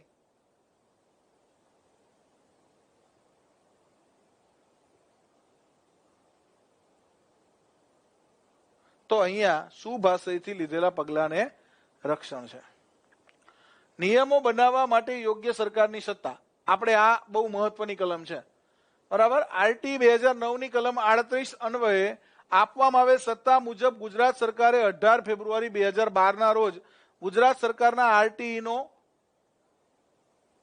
રૂલ્સ, ગુજરાત સરકારના RTE ના રૂલ્સ બનાવ્યા છે, બરાબર? જેમાં કુલ 6 પ્રકરણ છે અને 33 કલમો છે. કલમો નહીં પણ અહીંયા નિયમો. એટલે કે ગુજરાત સરકારે કલમ 38 અન્વયે નિયમો બનાવવાની યોગ્ય સરકારની સમુચિત સરકારની સત્તા એ અન્વયે 18 ફેબ્રુઆરી 2012 18/2/2012 ના રોજ RTE રૂલ્સ 2012 બનાયા. ગુજરાત સરકારે બનાવ્યા એ રૂલ્સ કહેવાય. એક્ટ હતો એ 9 નો હતો, ગુજરાત સરકારે રૂલ્સ બનાવ્યા. કેટલા નિયમો બનાવ્યા? તો કે ભાઈ પ્રકરણ 6 રાખ્યા છે, પહેલા 6 એ 6. આમણે ખાલી કયું પ્રકરણ રદ કર્યું? પ્રકરણ 7મું પ્રકરણ રદ કર્યું. 6 એ 6 રાખ્યા. અને નિયમો કેટલા બનાવ્યા? નિયમો 33 બનાવ્યા છે. કેટલા નિયમો બનાવ્યા છે? 33. 33 નિયમો RTE 2012 અન્વયે બનાવવામાં આવ્યા છે. તો અહીંયા આપણું જે આજનું સેશન છે, બરાબર, RTE 2009 છે એ પૂરું કરીએ છીએ. હવે RTE 2012 ની અંદર જે રૂલ્સ છે, બરાબર, RTE રૂલ્સ 2012, આની અંદર કેટલા રૂલ્સ છે? તો કે ભાઈ અહીંયા RTE એક્ટ 2009 અન્વયે આ રૂલ્સ બન્યા છે. RTE એક્ટ 2009 ની કલમ 38 અન્વયે આ રૂલ્સ બન્યા છે. કલમ 38 અન્વયે આ નિયમો બન્યા છે. કોઈ પણ કાયદો હોય ને, કોઈ પણ કાયદાના સરળીકરણ માટે, સરલીકરણ અથવા એને સહેલો બનાવવા માટે અથવા અમલીકરણ માટે નિયમો બનાવવા જરૂરી હોય છે. નિયમો બનાવવા જરૂરી હોય છે અને એટલા માટે નિયમો બનાવ્યા છે, બરાબર? નિયમો બનાવવા જરૂરી છે એટલા માટે નિયમો બનાવ્યા છે. આપણે નિયમ બનાવ્યા 18/2/2012, બરાબર? એમાં પ્રકરણ કેટલા? તો કે 6 અને નિયમો કેટલા? તો કે ભાઈ 33, બરાબર? એમાં મહત્વનો નિયમ છે તો કે ભાઈ RTE 2012 ના અંદર નિયમની અંદર મહત્વનો નિયમ 3 છે, બરાબર? મફત અને ફરજિયાત પ્રવેશ માટેની વાત છે. ફટાફટ મહત્વના નિયમ કહી દઉં. પછી નિયમ 4 છે, એમાં STP વર્ગો ની જોગવાઈ છે. પછી નિયમ 12 છે, ખાનગી શાળામાં નબળા વર્ગના 25% બાળકો,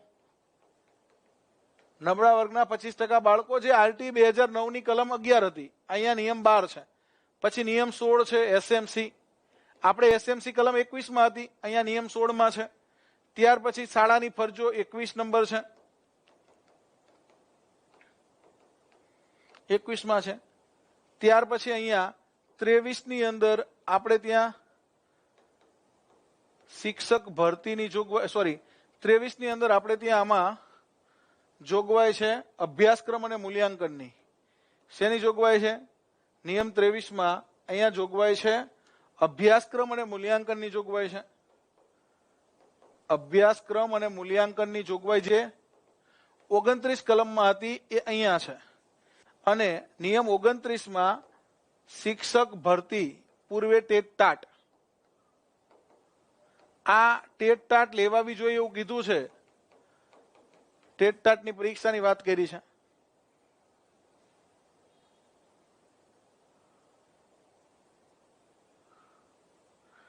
તો આ આરટી 2012 ના નિયમો છે. ક્લિયર છે? ચલો હવે તમારે 9 યાદ રાખવાનો છે. બરાબર, તમારે 2009 યાદ રાખવાનો છે. તમને એક્ટ પૂછાય છે, આરટી એક્ટ 2009, એટલે તમારે કલમો જ યાદ રાખવાની છે. 2009 ની કલમો જ, તમારે રૂલ્સ યાદ રાખવાના નથી. ખાલી આ તો માહિતી આપી. તમારે માત્ર યાદ રાખવાની છે કલમો આરટી 2009 ની. આ થોડી તમને માહિતી આપી છે. બરાબર, પ્રશ્નો પણ આપણે જરૂર હોય એટલા કરાવશું. તમારી ટેસ્ટની અંદર પ્રશ્નો હું કરાવીશ.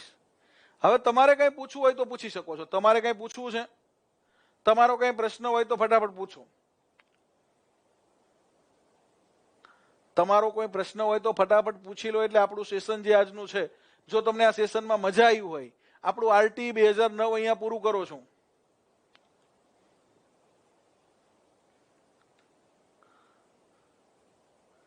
બરાબર, અહીંયા હું આરટી 2009 જે છે એ પૂરું કરું છું આપણું. એમાં તમને મજા આવી હોય, બધી જ વસ્તુની ખબર પડી ગઈ હોય કે ના સાહેબ ખરેખર મજા આવી, નવું જાણવા મળ્યું, તો એક લાઈક કરી દેજો ઝડપથી. અને આપણું આજનું જે સેશન છે,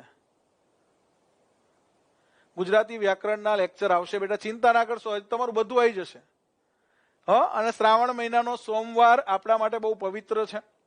બરાબર, એટલે આપણે પ્રજા જે છે મંદિરે જવા ટેવાયેલી છે, શ્રાવણ મહિનાની અંદર દર્શન કરવા જવા ટેવાયેલી છે.